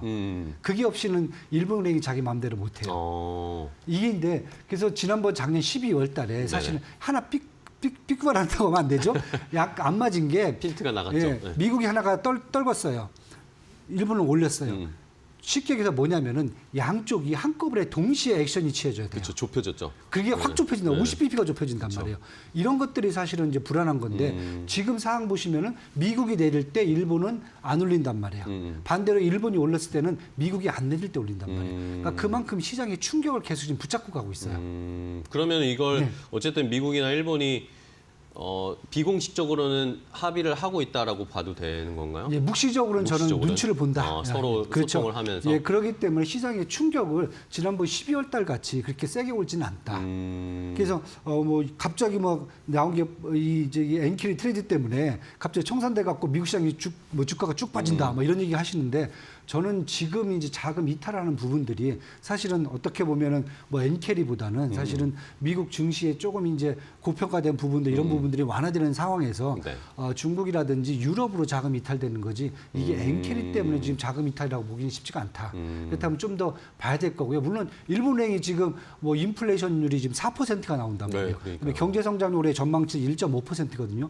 이 정도면 사실 금리를 올려야 돼요. 안 그쵸. 그렇다면 일본 네. 경기 망할 수가 그쵸, 있거든요. 그쵸. 그래서 그런 측면에서 보면 일본은 급하긴 하지만은 사실은 미국하고의 어떤 묵시적 합의 이런 걸 감안한다면은 우리가 생각한 만큼 그렇게 급격하게 엔캐리가 나오면서 미국 시장과 일본 시장이 아마 충격에 오기는 조금 더 시간을 좀 지켜보셔야 되겠다. 이렇게 알겠습니다. 어쨌든 뭐 작년에 워낙 엔캐리 청산 때문에 미국 지수가 큰 충격을 받았기 때문에 미국이나 일본의 뭐 중앙은행들은 어쨌든 좀 소통을 하면서 조절을 할 것이다라는 그런 의견들이 많긴 합니다, 시장에서.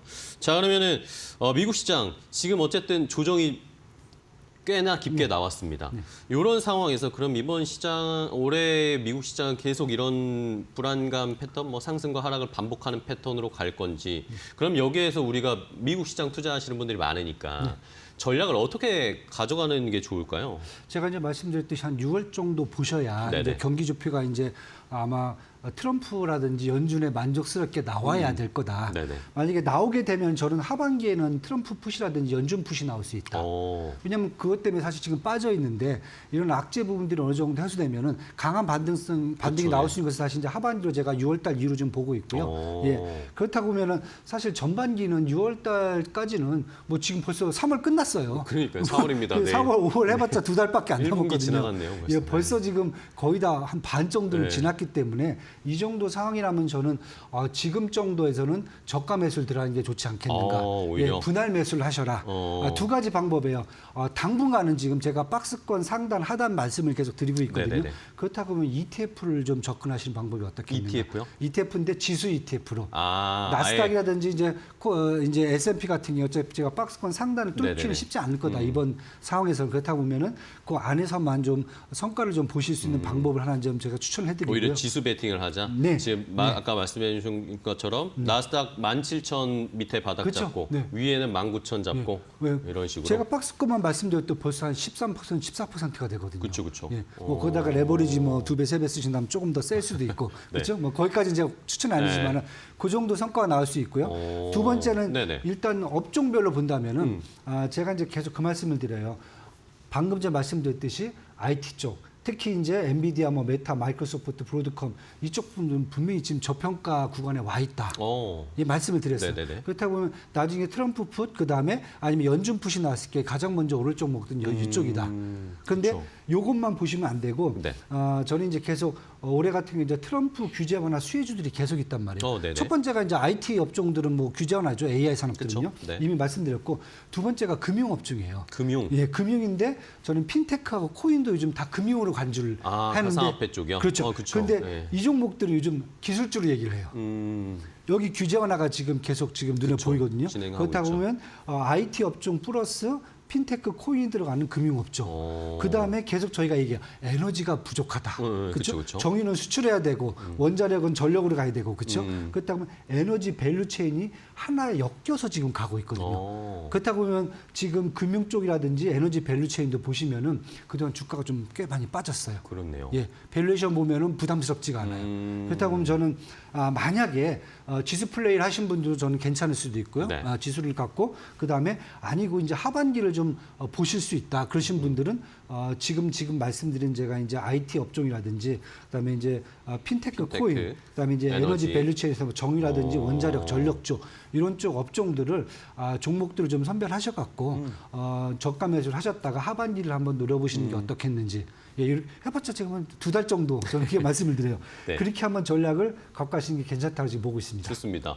뭐 그러면은 트럼프가 말한 그런 지표들 우리가 확인할 때까지는 떨어질 때 좀 그런 지수를 모아간다거나 말씀해 주신 IT, 뭐 금융, 에너지 쪽을 모아가는 전략도 괜찮을 것 같은데. 자, 그렇다면은 우리 미국 시장 자체는 어쨌든 지금 바닥권이어서 좀 모아갈 만하다라고 의견을 주셨는데, 그럼 우리 시장도 좀 봐야 될 것 같습니다. 네, 우리 시장도 사실 뭐 얼마 전까지만 해도 미국 시장이 막 흔들릴 때 우리 시장은 잘 버텼거든요. 그쵸, 잘 올라왔고 외국인 매수도 조금씩 들어오기 시작했고 그랬는데 이게 저도 체크를 해보니까 CDS 프리미엄 이런 게 다시 좀 올라오고 있고 네, 네. 지난주 후반부터 외국인 매도가 또 강하게 나오고 그렇습니다. 있습니다. 이런 상황에서 우리 시장이 불안감이 좀 커지는데 왜 그럴까요? 아이고, 네. 죄송합니다. 네. 흥분했네요. 네. 사실 국내도 지금 보시면은 퍼펙트 스톰이에요. 그렇죠. 세 가지죠. 네. 트럼프 관세 불확실성은 제가 계속 말씀드렸어요. 네네. 미국뿐만 아니라 한국도 그쵸. 이건 장기적으로 끌고 가야 될 변수예요. 그래서 저희가 잠깐 좀 완화됐다라고 보시기에는 좀 그렇지, 저는 그건 아니다. 왜냐하면 아까 말씀드린 트럼프가 목적을 달성할 때까지는 한국도 여기서 비켜나갈 수가 없다. 그쵸. 예, 이게 첫 번째고요. 두 번째는 이제 오늘부터 공매도 제기되니까 확실히 이제 대차장 네, 지표가 변동성이 이제 커졌어요. 변동성이 커졌고요. 세 번째는 탄핵 정국이에요. 결국 CDX 프리미엄하고 그쵸. 그다음에 이제 $1 환율이 1,470원까지 올라갔단 말이에요. 그럼 외국인들의 어떤 매도세는 계속 지속될 수밖에 없다.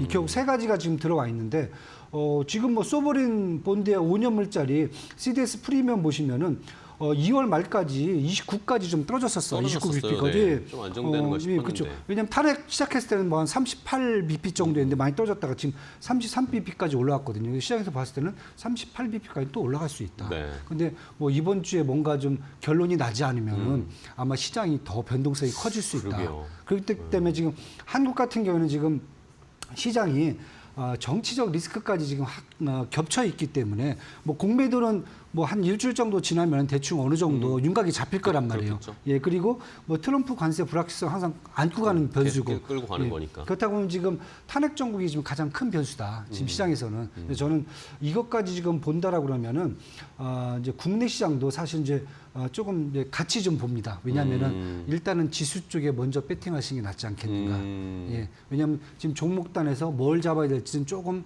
약간 네, 퀘스천 마크가 좀 나옵니다. 관세에 걸린 것도 그쵸? 너무 많고. 예, 현대차 그룹이 그렇게 뭐 진짜 210억 달러를 갖다 쏟아 붓는다고 했는데도 그쵸. 근데도 결국은 뭐 지수가 올라갈 수가 없잖아요. 주가 다시 제자리로 네. 왔습니다. 예. 그런 네. 상황. 그리고 이제 뭐 네. 매도세까지 본다면 그래서 저는 이제 국내 같은 경우에는 박스권을 잡아놓고 저는 이제 거의 하단에 와 있지 않는가 이번 주에 뭐 탄핵정원까지 이제 보신다면은 그렇다면 일단 박스권에서 지수 플레이를 하시고요. 그렇지 않고 만약에 저도 이제 똑같습니다. 하반기에 미국의 이제 연준 푸시라든지 트럼프 푸시를 기대한다면은 네네. 한국도 하반기에 정치적 안정이라든지 저평가 매수를 기대할 수가 있다. 근데 그랬을 때 저는 이제 항상 세 가지 봅니다. 이제 트럼프 AI 산업 발전의 수혜주가 네. 저희 국내에서도 마찬가지로 HBM이라든지 아니면 AI 종목들은 항상 끌고 가셔야 된다. 네. 뭐 글로벌 AI 산업은 이제 확대되고 있잖아요. 두 번째는 저희가 이제 관세에 상관없이 저평가된 업종들 잘 보시면 이제 기존에 이제 HBM뿐만 아니라 지금 뭐 당연히 보신 뭐 하이브와 같은 엔터. 그다음에 이제 플랫폼 회사들, 네 이런 부분도 보셔야 될 것 카카오. 같고요. 세 번째는 중국 내수 확대 수혜주들은 그쵸. 관세하고 상관없어요. 그래서 저는 이제 엔터하고 그다음에 화장품주들은 중국 내수 확대와 관련돼 있어 갖고 계속 보셔야 되지 않겠는가. 이런 종목들 위주로 좀 잡아놓고 계시면은 하반기에 조금 더 저희가 강한 상승 모멘텀을 좀 보지 않을까. 네 이렇게 지금 보고 있습니다. 알겠습니다. 자, 오늘 유한수 대표님과 이야기를 나눠봤는데, 뭐 미국도 지금 뭐 삼중고에 시달리고 있고, 우리나라도 뭐 여기 플러스 정치 이 대통령 탄핵과 관련된 상황이 해결되고 있지 않기 때문에 요것들이 좀 해결되면 우리 시장도 하반기에 조금 나아질 수 있지 않을까라는 기대도 하고 있는 상황입니다. 뭐 미국 시장 많이 투자하시다가 뭐 최근에는 올해는 우리 시장이 더 좋을 그쵸? 거다 그런 이야기들 많이 하셨는데 대표님은 어떻게 보세요? 지금 일단 상황에서? 지금 상황에서는 저는 이제 사실 올해 전반기 좀 약세, 네. 하반기 이제 강세로 갈 수 있다 그렇게 지금 보고 있는 이유가 전반기 때 악재가 계속 누적될 거예요. 네네. 예, 아까 말씀드렸던 그런 부분들이었고요. 이게 좀 해소가 돼야 국내 시장도 사실 이제 모멘텀 얻을 수 있죠. 네네. 뭐 저평가됐다는 것은 확실히 누가 봐도 눈에 보이거든요. 네네. 그런 부분들이 하반기 때는 저는 강세로 좀 더 볼 수 있는 요인이 되지 않겠는가. 악재 반영은 아마 전반기 내내 지속될 수 있다. 네, 이렇게 지금 보고 있습니다. 알겠습니다. 자, 이렇게 미국 시장에 대한 최근의 미국 시장 조정 의미도 좀 찾아봤고 우리 시장은 또 어떻게 전략을 세워야 할지 그런데 또 오히려 이런 시장에서 조금씩 모아가는 전략을 잘 주셨어요. 시청자분들도 한번 판단해 보시고 지수 플레이로 먼저 대응해보는 그런 전략 힌트를 주셨으니까 저희도 잘 참고해 보도록 하겠습니다. 자, 오늘 이데일리 인사이트 그레너리 투자자문의 이완수 대표와 함께 이야기를 나눠봤습니다. 대표님 오늘 좋은 인사이트 주셔서 감사하고요. 다음에 또 뵙도록 하겠습니다. 네. 고생 많으셨습니다. 네, 감사합니다. 고맙습니다.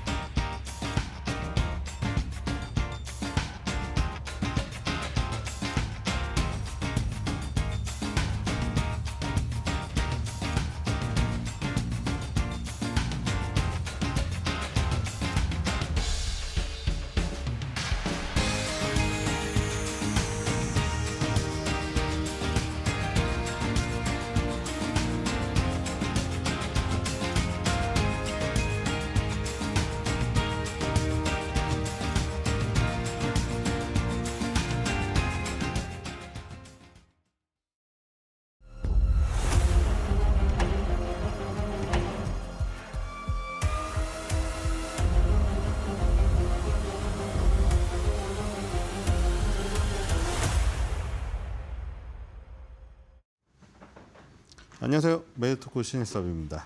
이번 주제는 트럼프 러시아 휴전 합의 안 하면 원유 25% 관세, 4월 2일 자칭 미국 관세 해방의 날 카운트다운, 전 세계 증시 폭락, 원달러 환율 1,480원 돌파 위험, 대한민국 상승률 상위 섹터 조선기자재, 특징주 태광성광밴드입니다.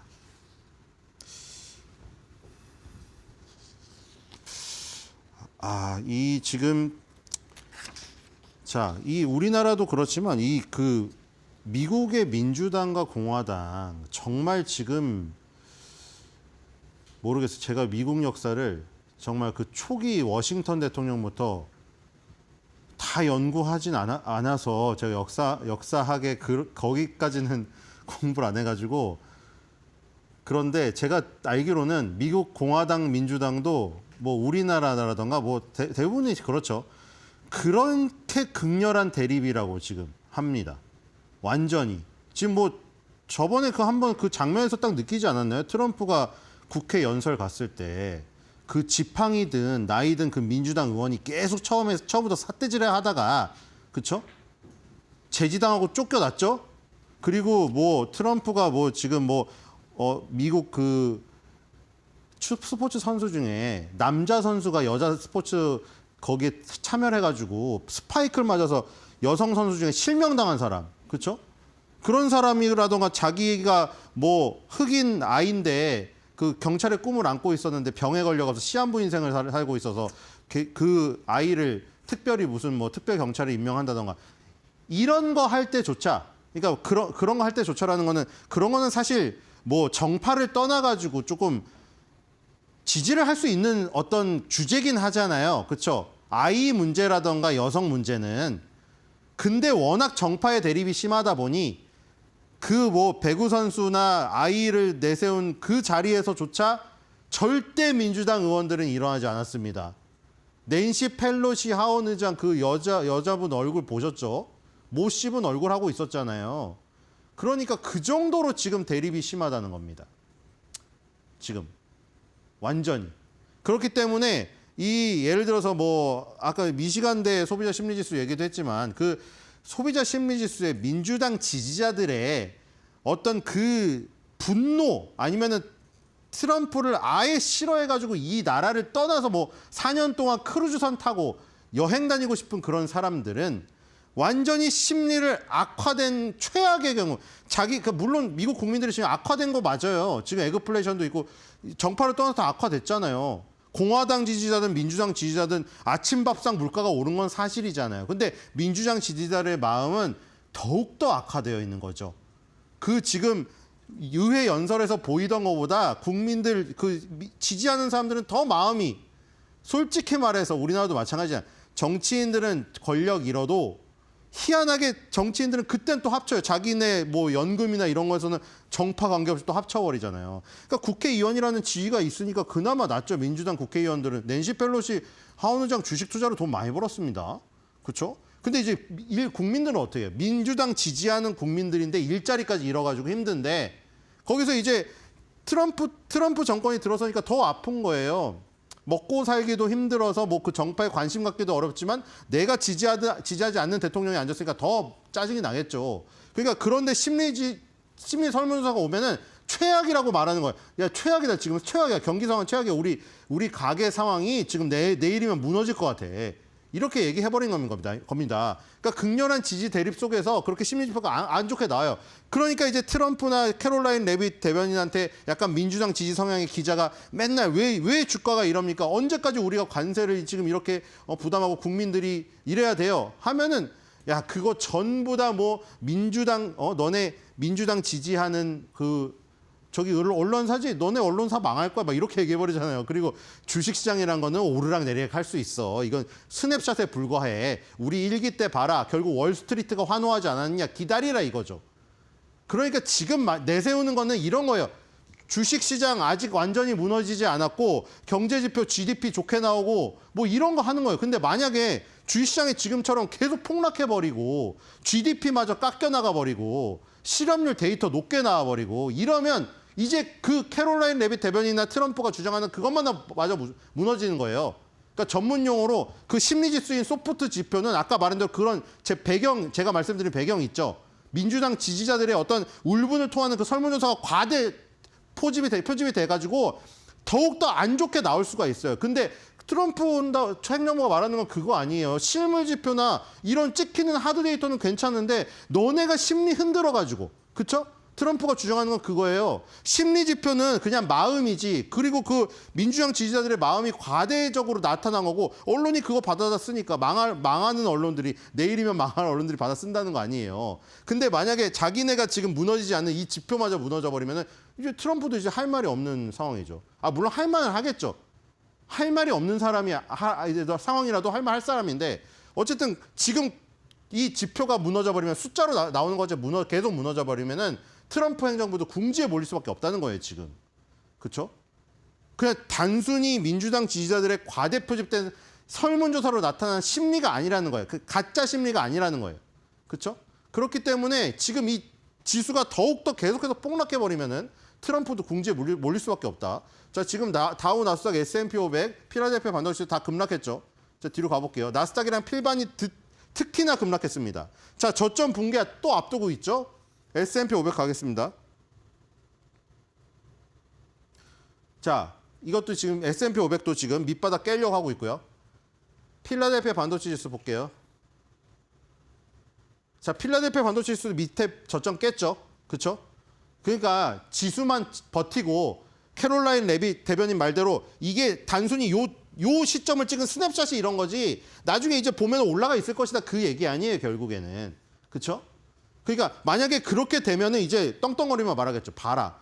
주가 지수도 결국 오르고 경제 지표도 나쁜 게 아니었는데 니네가 하는 소비자들의 설문조사, 특히 나를 반대하는 지지자들의 상대편 지지자들의 그 왜곡된 심리 지표가 괜히 흔든 거 아니냐. 결국 우리가 옳았다. 이렇게 말하겠죠.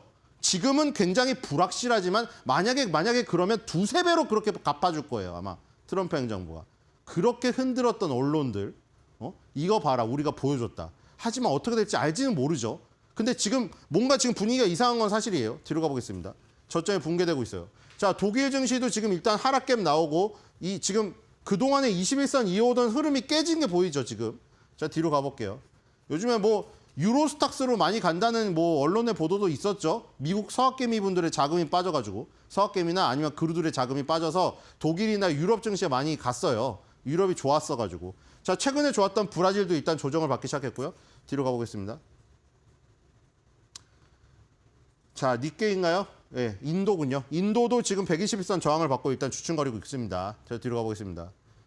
전 세계 증시가 다 조정받아요, 지금. 자, 이 상해 종합이죠. 상해랑 심천은 조금 다른 나라예요. 그렇죠? 10시 반에 열리고 점심시간도 있어서 그렇죠? 거의 거래할 시간이 없습니다. 상한가도 10%밖에 안 돼요. 제한이 많죠. 제한이 많은 증시예요. 그런 것도 있고 중국 자체가 혼자 내수 시장을 기반으로 해서 자기만의 정책을 피고 거꾸로 가잖아요. 코로나도 가장 늦게 푼 다음에 이제 양적 완화하고 있어요. 미국은 양적 완화 옛날에 했다가 지금 뭐 하고 있나요? 풀어놓은 돈을 회수하고 있잖아요, 지금. 근데 얘는 이제 양적 완화. 아예 경제 사이클이 틀립니다. 그러니까 주식시장도 틀리죠. 그건 아까 정책, 제도적인 부분도 한몫을 하고요. 어쨌든 그냥 플랫한 흐름이고요. 뒤로 가보겠습니다. 심천도 마찬가지죠. 그냥 다시 박스권으로 회귀했습니다. 뒤로 가보겠습니다. 자, 이제 이 일본과 대만이 그쵸? 아주 이 미국의 저희 정책에 밀접하게 움직이죠. 민감하게. 자, 오늘 하락 갭이 크게 떨어지면서 니케이 증시는 신저점을 갱신을 했습니다. 장대 하락갭으로 시작해서 또 완전 밀려서 장대 음봉까지 떨어지는 모습이고요. 최악의 모습이죠, 지금. 뒤로 가보겠습니다. 자, 대만 각권도 비슷하죠. 하락갭 얘는 두 방 맞았습니다. 완전히 고드름처럼 떨어지고 있죠, 이거. 완전히 그냥 박살났죠. 여기 보시면 아시겠죠. 이때만 해도 박스권에서 행보하면서 계속 제자리였는데 그래서 완전히 작살이 났어요. 그렇죠? 그렇죠. 너무 표현이 근데 진짜 이게 너무 낙폭이 가파르죠. 뒤로 가보겠습니다. 그러니까 뭐 차트 얘기할 필요가 없는 이동평균선 얘기할 필요가 없는 게 다 깨졌어요, 지금. 자, 코스피도 결국 따라가 버렸죠. 자, 코스피 이거 2025년도 이게 그러니까 한여름밤의 꿈 같은 거예요. 뭐 계절상으로는 겨울이었지만 지금 뭐 잠깐 뭐 작년에 꼴찌하던 증시가 이번 연도에 반짝하니까 뭐 한국 증시 뭐 이번 연도에 괜찮네. 잠깐 1, 2월 달에 뉴스 났었죠. 다 까먹었어요. 지금 다 까먹었어요. 지금 1, 2월 달에 시작했던 가격 얼마 안 남았어요. 지금. 그렇죠? 정말 한순간이요. 다 까먹었습니다. 지금. 뒤로 가보겠습니다. 한국, 일본, 대만이 다 하락갭이 떨어졌고 오늘 코스닥도 하락갭이 떨어졌고요. 지금 이것도 1월 달에 벌어놓은 거 다 까먹었습니다. 지금. 그렇죠? 1월 달에 이 부분이거든요. 거의 다 왔어요. 지금 660.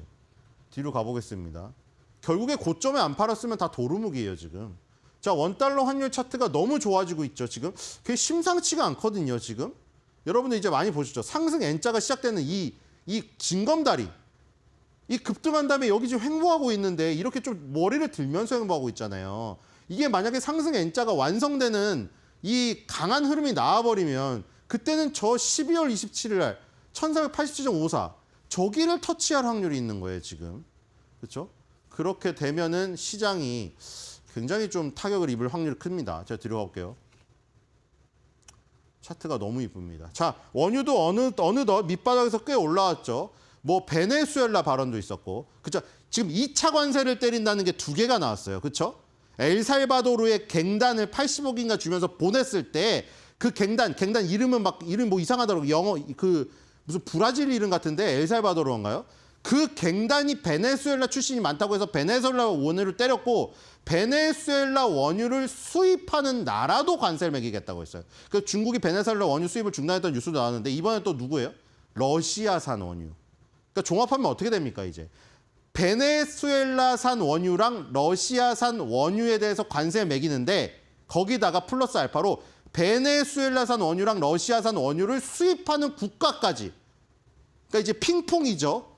그거를 맞춰서 옆에가 하는 국가까지 관세를 매기겠다는 거예요, 이게. 그렇죠? 그러다 보니까 이제 원유의 어떤 그 부분이 자극이 된 거죠, 지금. 그런 부분이 지금 생겼고요. 뒤로 가보겠습니다.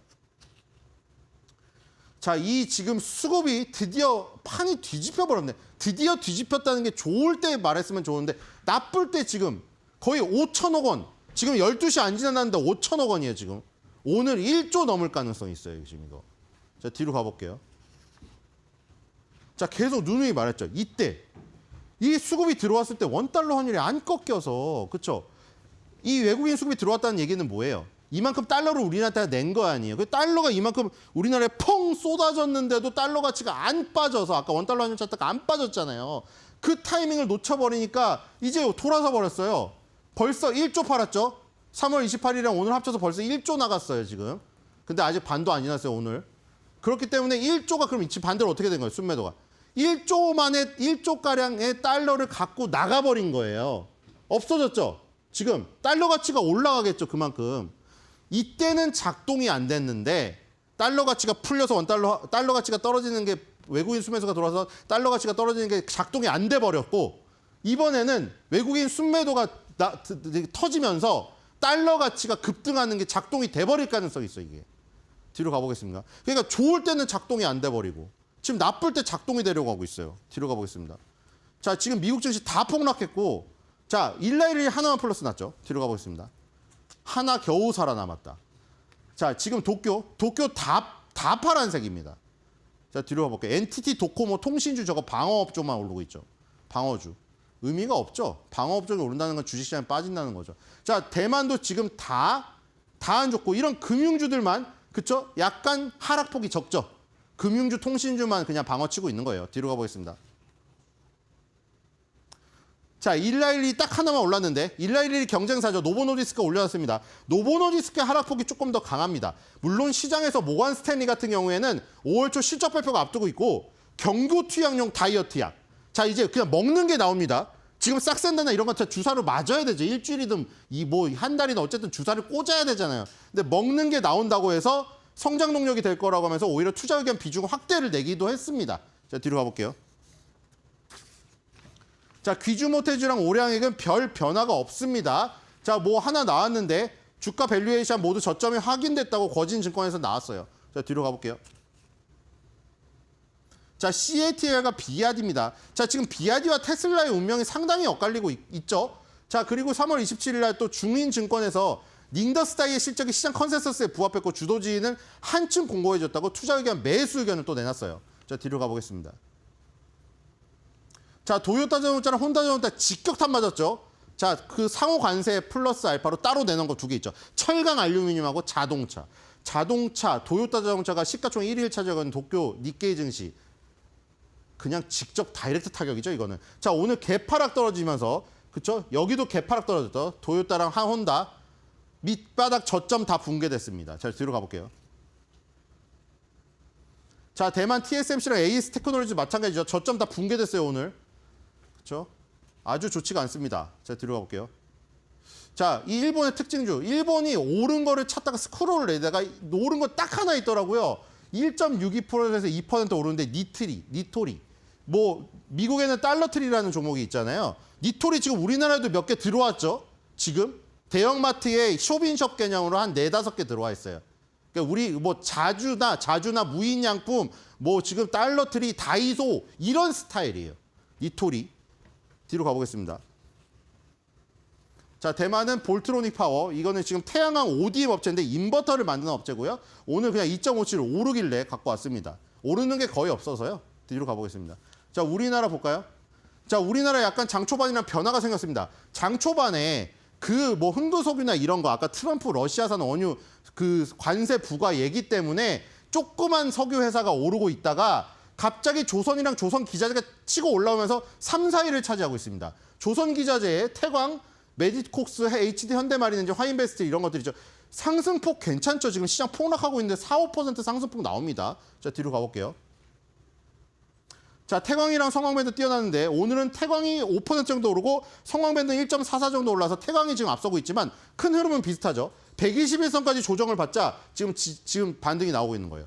자, 태광 성광밴드 우리나라를 지금 우리나라에서 투톱이에요. 용접용 피팅. 자, 이 그림을 보면은 이 작은 거 같죠? 이게 어마어마하게 큰 대구경입니다. 그러니까 지름이 엄청 큰 용접용 피팅의 투톱이 태광 성광밴드예요.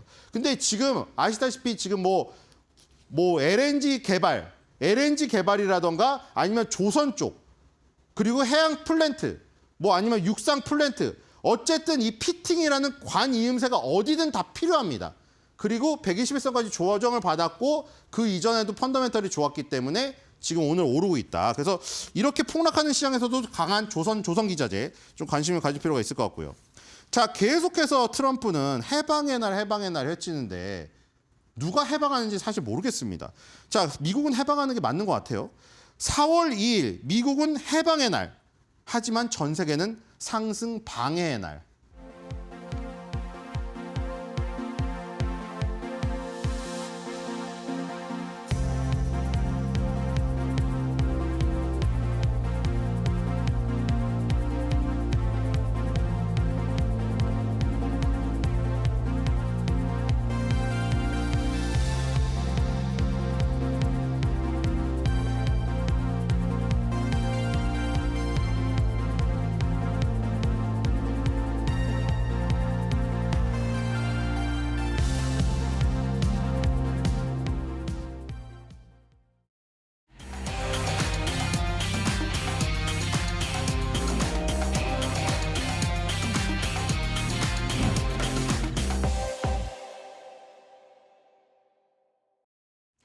대담한 대담 시작하겠습니다. 제 옆에 염승화 LS증권 이사 나와 계십니다. 인사 부탁드릴게요. 어서 오세요. 네, 안녕하세요. 네. 관세 충격 그리고 공매도 재개 충격 뭐 이런 겨박제가 있다 보니까 코스피가 2,500이 이탈되고 오늘 외국인은 매도로 좀 일관하고 있는 모습인데 무엇을 좀 주목하면서 바라봐야 될까요? 좀 답답한 그런 시장입니다. 그러니까 일단 이제 사실 우리가 관세를 바라볼 때 좀 시장 예상은 자동차나 뭐 반도체 이런 것들도 좀 뒤로 밀리고 상호 관세도 이제 뭐 나라별로 좀 다르게 당연히 부과할 텐데 좀 그 폭도 좀 완화되지 않을까 이렇게 좀 시장이 예상을 해서 사실 이제 3월 또한 이제 마지막 주 전에 좀 이제 증시가 좀 오르긴 했었는데 이제 4월 2일 상호 관세 발표 앞두고 이제 트럼프 대통령이 자동차 이거 예상을 못했죠. 25% 관세를 그냥 바로 부과하겠다 이 얘기를 했고 또 주말에 오늘 아침에 아마 속보들 보셨을 것 같아요. 이건 상호 관세가 아니라 그냥 20% 다 매기겠다. 전 국가에. 전 세계. 그러니까 이렇게 좀 급박하게 또 뭐가 좀 바뀐 것 같은데 이 자체가 불확실성이거든요. 그러니까 트럼프 대통령의 이런 이제 일정을 잡고 거기에 딱 맞게 해주면 시장도 이제 그렇게 또 그런 스케줄에 맞게 미리 반영을 하고 오히려 불확실성이 해소돼서 좀 오를 수도 있는데 그게 아니라 이게 날짜가 다가와도 자꾸 뭐가 이게 계속해서 좀 바뀐단 말이에요. 네. 또 이러다가 4월 2일 날 또 갑자기 반대로 뒤집어질 수도 있고 그러니까 이제 시장 자체는 이제 완전히 이런 것들이 너무 좀 이제 스트레스를 받는 거죠. 그러니까 이거는 우리만의 문제가 아니라 오늘 일본 니케이가 3% 이상 폭락하고 네. 있고 미국은 올해 우리나라보다 훨씬 지금 분위기가 안 좋잖아요. 거기다가 한국은 오늘 또 이제 공매도까지 재개되다 보니까 이런 악재 나오면 사실 공매도 하는 이제 세력들 입장에서는 이거 내리기 또 좋은 재료 중에 하나잖아요. 어떻게 보면. 그러다 보니까 거기에 따른 또 매도 압박이 좀 거세지면서 수급까지 좀 도와주지 못하는 것 같습니다. 그래서 지금 시장은 어쨌든 이제 관세 충격, 우려 또 수급적인 그 악재들이 어쨌든 공교롭게 좀 겹치면서 지금 증시가 다시 2,500m로 좀 크게 하락하는 좀 안타까운 좀 모습이 좀 오늘 연출이 되고 있는 것 같습니다. 네, 트럼프 행정부 2기 관련해서 관세 폭탄이 과연 어디로 떨어질지 제약바이오도 다음은 우리 차례인가 이렇게 좀 긴장하고 네. 있는 모습이 좀 역력한 것 같고 어쨌든 그렇습니다.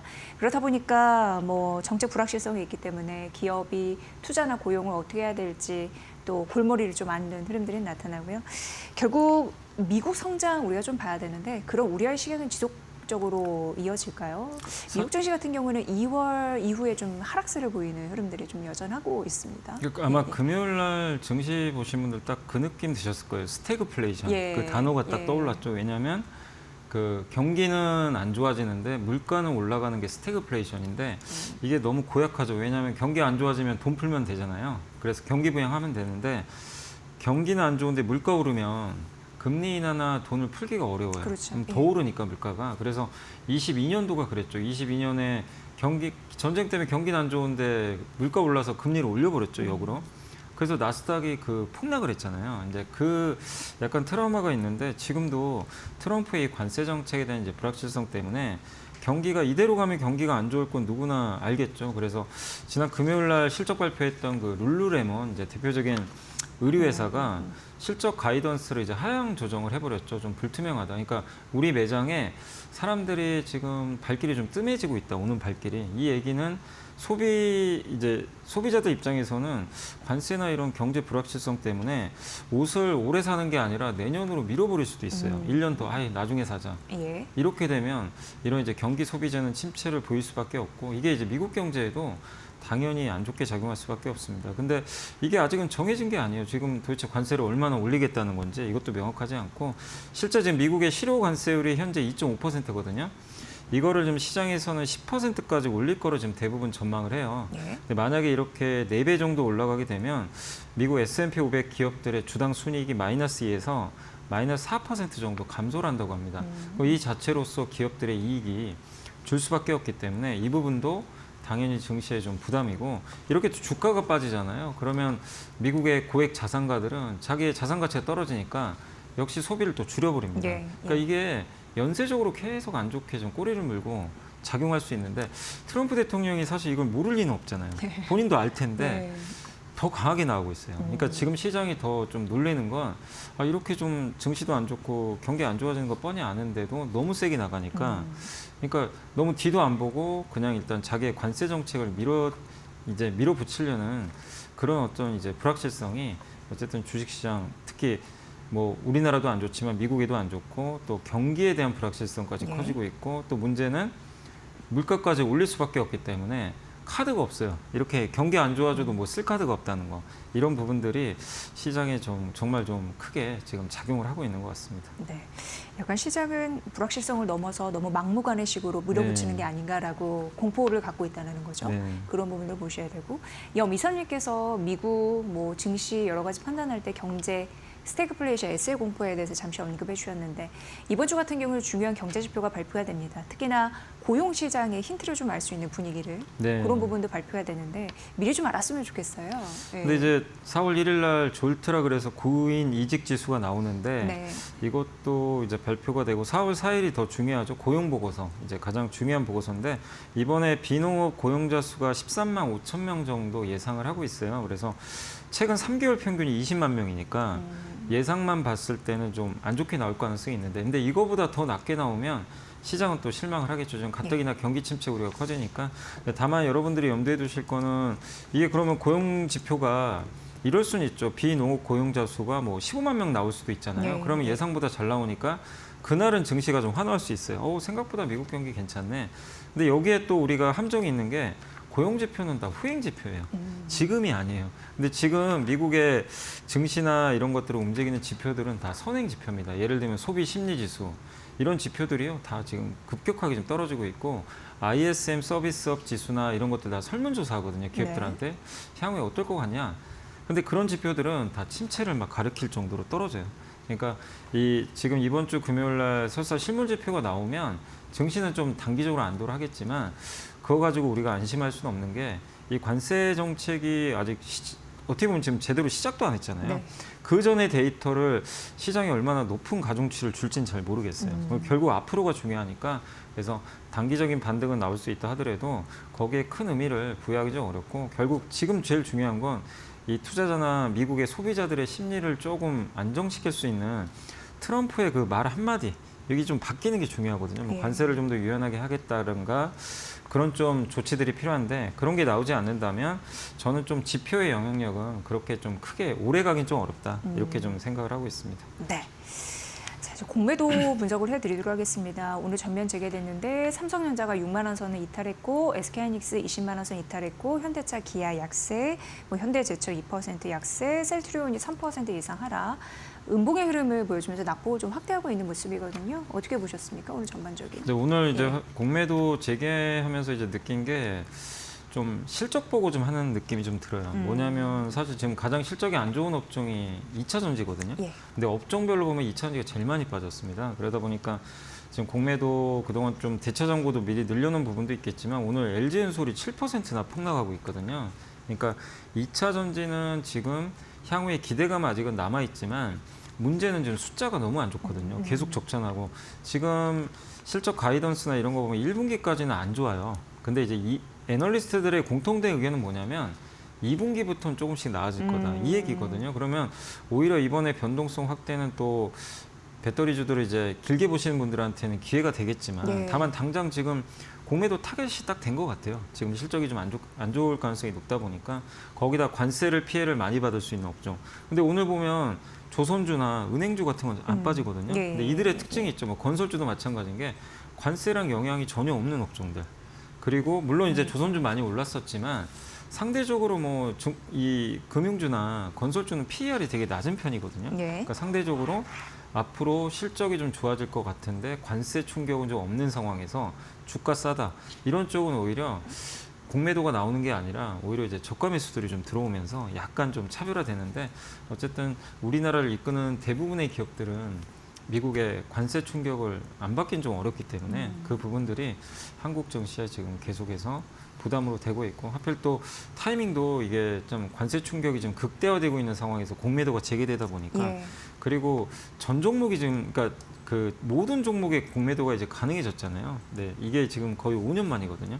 그러다 보니까 시장이 변동성이 점점 더 지금 커지고 있는 그런 좀 불안정한 모습이 이어지고 있는 것 같습니다. 네, 뭐 에코프로도 오늘 11% 급락, 에코프로 BM이 7% 급락, 2차 전지 관련주. 그럼 1분기 같은 경우는 지속적으로 이제 바닥을 다지는, 계속 그걸 확인하는 그런 작업이 좀 필요해 보이거든요. 그러니까 이제 애널리스트 리포트들이 최근에 지난주에 몇 개 나온 걸 제가 읽어봤는데, 네. 이제 공통적인 건 뭐냐면 1분기까지는 안 좋다. 근데 그거 사실 모르는 거 아니거든요. 뭐 배터리 투자하신 분들이 실적이 지금 당장 좋다는 걸 좋기는 좀 쉽지 않으니까 다들 어느 정도 이제 인지하고 계실 텐데, 그 언제쯤 이제 돌릴 거냐 실적이, 요걸 우리가 좀 중요하게 봐야 되는데, 2분기부터는 이제 그 완성차 업체들이 배터리 재고를 조금씩은 이제 좀 늘리지 않겠냐. 그동안 재고 조정했거든요.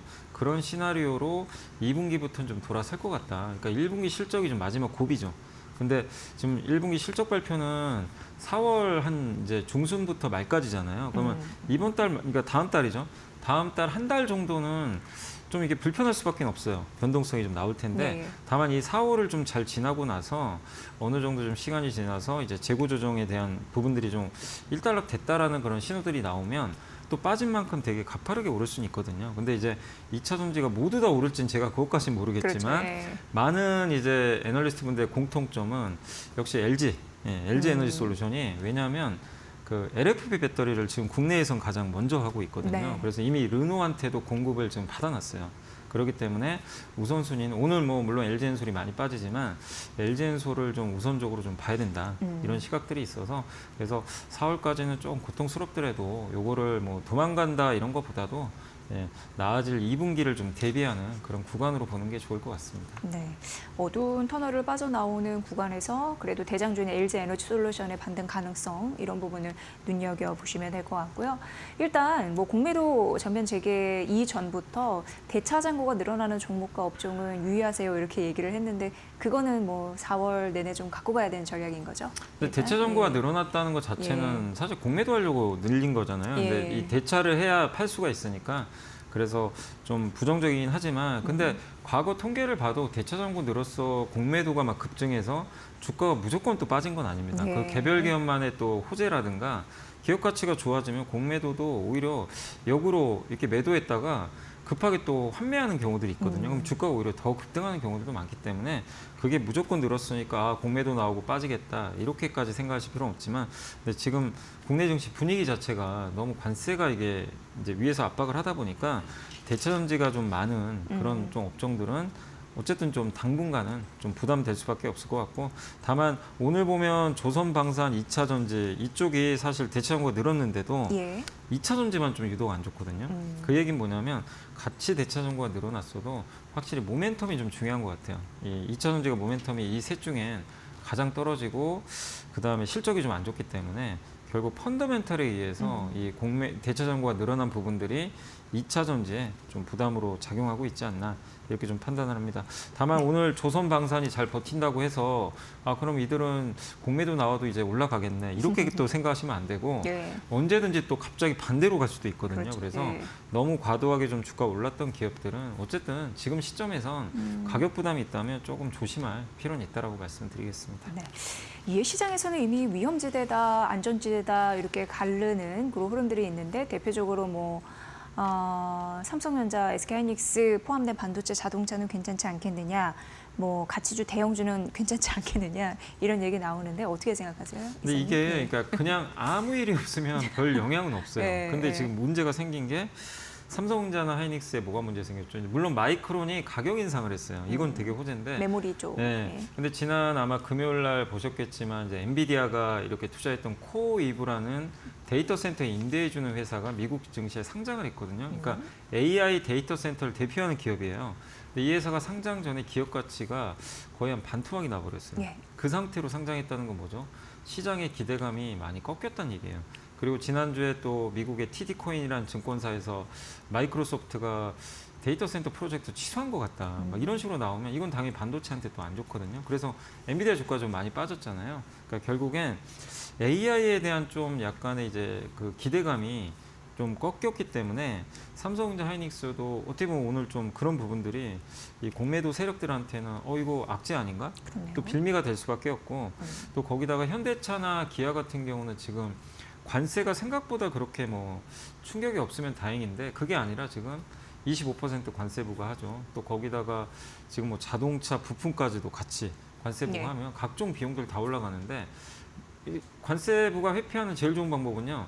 그냥 그 관세 부과한 만큼 소비자 값을 올리면 돼요. 그거 하나도 피해 안 보는. 예, 판매가 같은 예. 거. 예. 근데 문제는 사람들이 차를 안 사겠죠. 예. 이제 그러면 이제 판매가 줄어드니까 그래서 그런 시나리오를 우리가 예상하기 좀 어렵기 때문에 결국 피해를 받을 수밖에 없다는 거죠. 그러니까 이것도 뭐죠? 결국엔 아직은 어떻게 될지 모르는데 불확실한 거거든요. 그래서 주가가 싼 건 맞지만 악재들이 좀 하나씩은 있다 보니까 일단 공매도가 좀 나오고 있는 거 아닌가 그런 좀 생각을 하고 있습니다. 네, 저희가 이제 누차 말씀드리고 오늘 시장에서도 가장 많이 언급해드리는 단어가 불확실성이 아닐까 싶은데 4월 투자 전략 어떻게 가져가야 될지 비교적 선방해서 나의 수익률을 지킬 수 있을지 궁금합니다. 네. 근데 아마 3월, 2월 말이나 3월 초에 투자 이렇게 좀 한번 3월을 먼저 보셨던 분들은 딱 날짜 보니까 3월 31일이 공매도 재개고 예. 4월 2일이 상호관세면 예. 아무래도 이건 좀 변동성 확대 재료거든요. 그래서 아마 지난주부터 좀 현금을 하셨던 분들도 계시겠지만 근데 실제 지금 우리 예상보다 훨씬 변동성이 큰 것 같아요. 제가 생각해도 저도 이 정도까지 변동성은 아니고 근데 다만 증시가 오르긴 좀 어렵죠. 왜냐하면 이제 이런 불확실성들이 있으니까.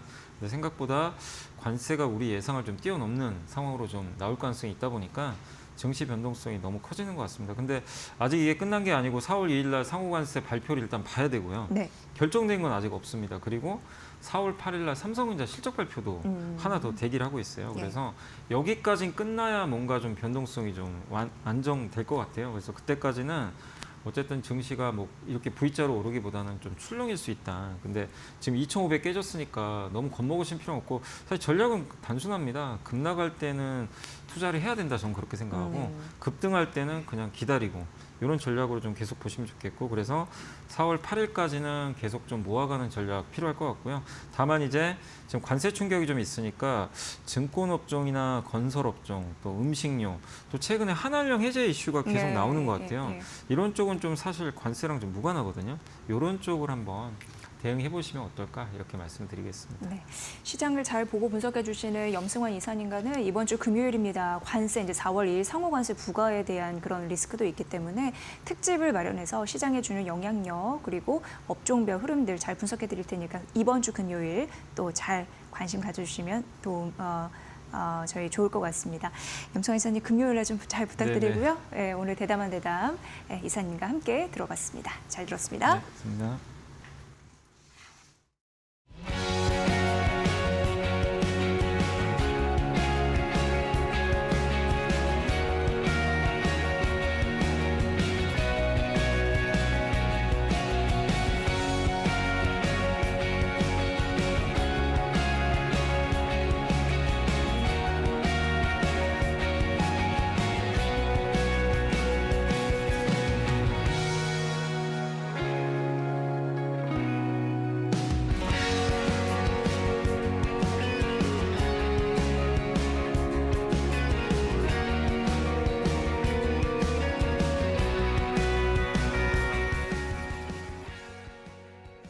네, 앵커 브리핑 시작하겠습니다. 오늘은 여러분께 삼성중공업을 왜 봐야 되는지 그 이유를 좀 알려드리려고 합니다. 조선 섹터 중에 왜 삼성중공업일지 그 열쇠를 한번 키를 열어보도록 하겠습니다.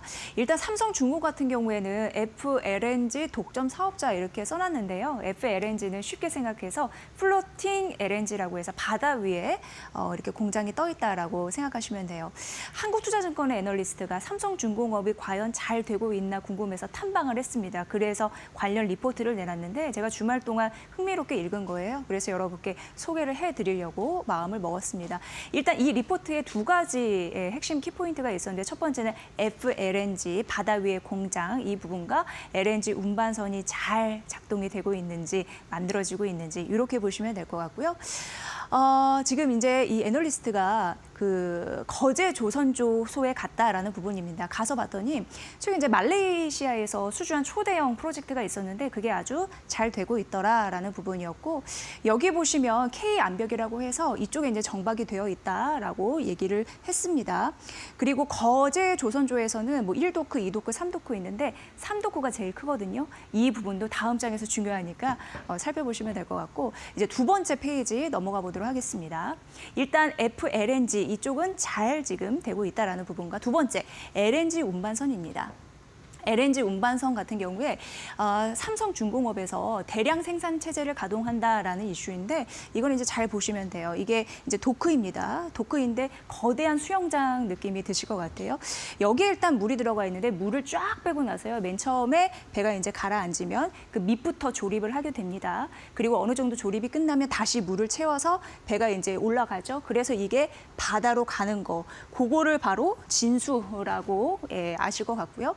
그러면 그러면은 어느 정도 완성된 배는 이쪽에 정박을 하게 됩니다. 그래서 마지막 뭐 여러 가지 부품을 끼우고 완성하는 작업을 한다. K 안착, 뭐 1 안착 이렇게 부르더라고요. 이런 시스템으로 이루어진다라고 말씀드리면 되고, 가서 봤더니 한 번에 LNG선 2척을 동시에 건조를 할 수 있다. 이제 건조는 만들고 어느 정도 이제 보수하고 이런 거를 말을 하는데, 2척을 동시에 건조한다라는 부분과 더불어서 연 20척 생산 체제에 돌입했다라는 것과 더불어서 2.5개월마다 2척씩 진수를 한다라는 것을 좀 알아냈다고 합니다. 이런 부분으로 인해서 삼성중공업에서 LNG 운반선을 그래도 딱딱 정기적으로 찍어내고 있구나, 이것을 확인했다라는 부분입니다. FLNG 쪽 좀 잘 되고 있고, 수주한 거 물량 잘 되고 있고, LNG 운반선 잘 되고 있고, 이런 부분인데, 앞서서 거제 조선조에는 3도코가 굉장히 큰 거라고 얘기를 했잖아요. 그 도코에서 LNG 운반선이 딱딱 잘 만들어져야지 삼성중공업 입장에서는 매출도 올라가고 영업 이익률도 올라가고 그런 겁니다. 그런데 이 한국투자증권에서는 연간 해양 매출 추정치는 좀 올려 잡았죠. 이런 부분을 근거로 제시했으니까 여러분들 잘 보시면 도움이 되실 것 같고요. 다음 페이지 넘어가 보도록 하겠습니다. 자, 그래서 어쨌든 삼성중공업에서는 중요한 흐름들이 두 축에서 이루어지고 있는데, 한 가지 더 추가적으로 알면 좋을 것 같아서 제가 준비를 해왔습니다. 일단 K조선의 수건이 뭔가 해결되고 있는 듯한 긍정적인 흐름은 있는 상황이고요. 우리나라 조선 업체를 딱 봤을 때 우리나라 조선 업계를 먹여 살린 건 LNG 운반선이라고 얘기할 수 있는데, 이게 컨테이너 선에 비해서 수익성이 괜찮고요. 그리고 조선 중국 쪽에서는 따라올 수 없는 몇 안 되는 선종 중에 하나가 LNG 운반선이다라고 보시면 될 것 같은데, 근데 우리가 그동안 약간 아쉬운 지점이 있었습니다. 왜냐하면 LNG 운반선 수주를 잘 해도 따박따박 돈 챙겨가는 곳은 다른 곳에 있었거든요. 그게 바로 프랑스 엔지니어링 업체 GTT였습니다. 이게 뭐냐면, 우리나라가 다른 해외에서 운반선을 수주했다 하더라도 이쪽에서 따박따박 뭔가를 띄어갑니다. 왜냐하면 LNG 운반선 핵심 설비인 LNG 보관 설비 기술을 독점했기 때문에, 이게 사실 우리 자체 기술력이 없었습니다. 그래서 수주 금액의 5% 약 180억 원을 로열티로 GTT가 가져갔다고 해서 그동안 우리는 조선을 뭐 수주했는데도 불구하고 GTT 세금을 냈다라는 게 바로 이거고요. 국내 조선업체 같은 경우에도 ASR, GTT를 활용할 수밖에 없는 그런 흐름이 있었는데, 다행히 삼성중공업이 LNG 액화 장비라고 해서 천연가스를 액화로 이제 만드는 그런 부분입니다. 첫 국산화에 성공을 했습니다. 센스포라고 해서. 근데 21년도에 사실 기술을 가지고 있었음에도 불구하고 그동안 납품을 못했다가 작년에 트럼프 대통령에 당선된 이후에 조금 더 부각을 받은 바가 있고, 이게 사실 가성비 있고 전력 소비가 기존 핵심 설비보다 14% 적고 긍정적이다 보니까 지금 이탈리아 같은 경우에도 납품을 요구하고 있는 상태로, 만약에 이 핵심 기술 장비가 직접 납품 가능, 그러니까 수주가 가능하면 앞으로 삼성중공업은 FLNG의 최강자가 될 것이다. 이런 흐름들이 나타나고 있습니다. 그동안 조선 강국이라고 했지만 민낯이 있다라고 했는데, 국산 기자재 밸류체인을 강화하면서 이런 부분을 국산화로 만든다면 조선업은 조금 더 강자가 될 수 있다라는 흐름에서 보시면 될 것 같고요. 지금 유일한 라이벌이 중국 윗슨 조선소라고 하지만 여기 자체 기술력 없고, 그리고 미국 쪽에서 중국을 제재하고 있으니 반사 이익은 삼성중공업이 가져갈 수 있다라는 부분으로 목표 주가 상향 소식이 있었습니다. 여러분들 잘 판단해서 과연 조선 강국을 지킬 수 있는 삼성중공업의 매력이 있을 수 있을지 잘 판단해 보시면 될 것 같습니다. 오늘 앵커 브리핑은 여기서 마무리하도록 하겠습니다. 자, 월요일 우리 시장 오늘 외국인의 매도가 좀 거셉니다. 네. 지금 오전밖에 되지 않았는데 벌써 외국인이 코스피에서 8천억 원 넘게 매도를 하는데 1조 매도도 좀 넘어갈 수도 있는 그런 시장의 상황이 이어지고 있습니다. 네, 답답한 오늘 시장 좀 오후장까지 잘 보시고요. 저희는 내일 이 시간에 조금 더 질 좋은 정보로 여러분을 찾아가겠습니다. 함께해 주신 여러분 고맙습니다. 고맙습니다.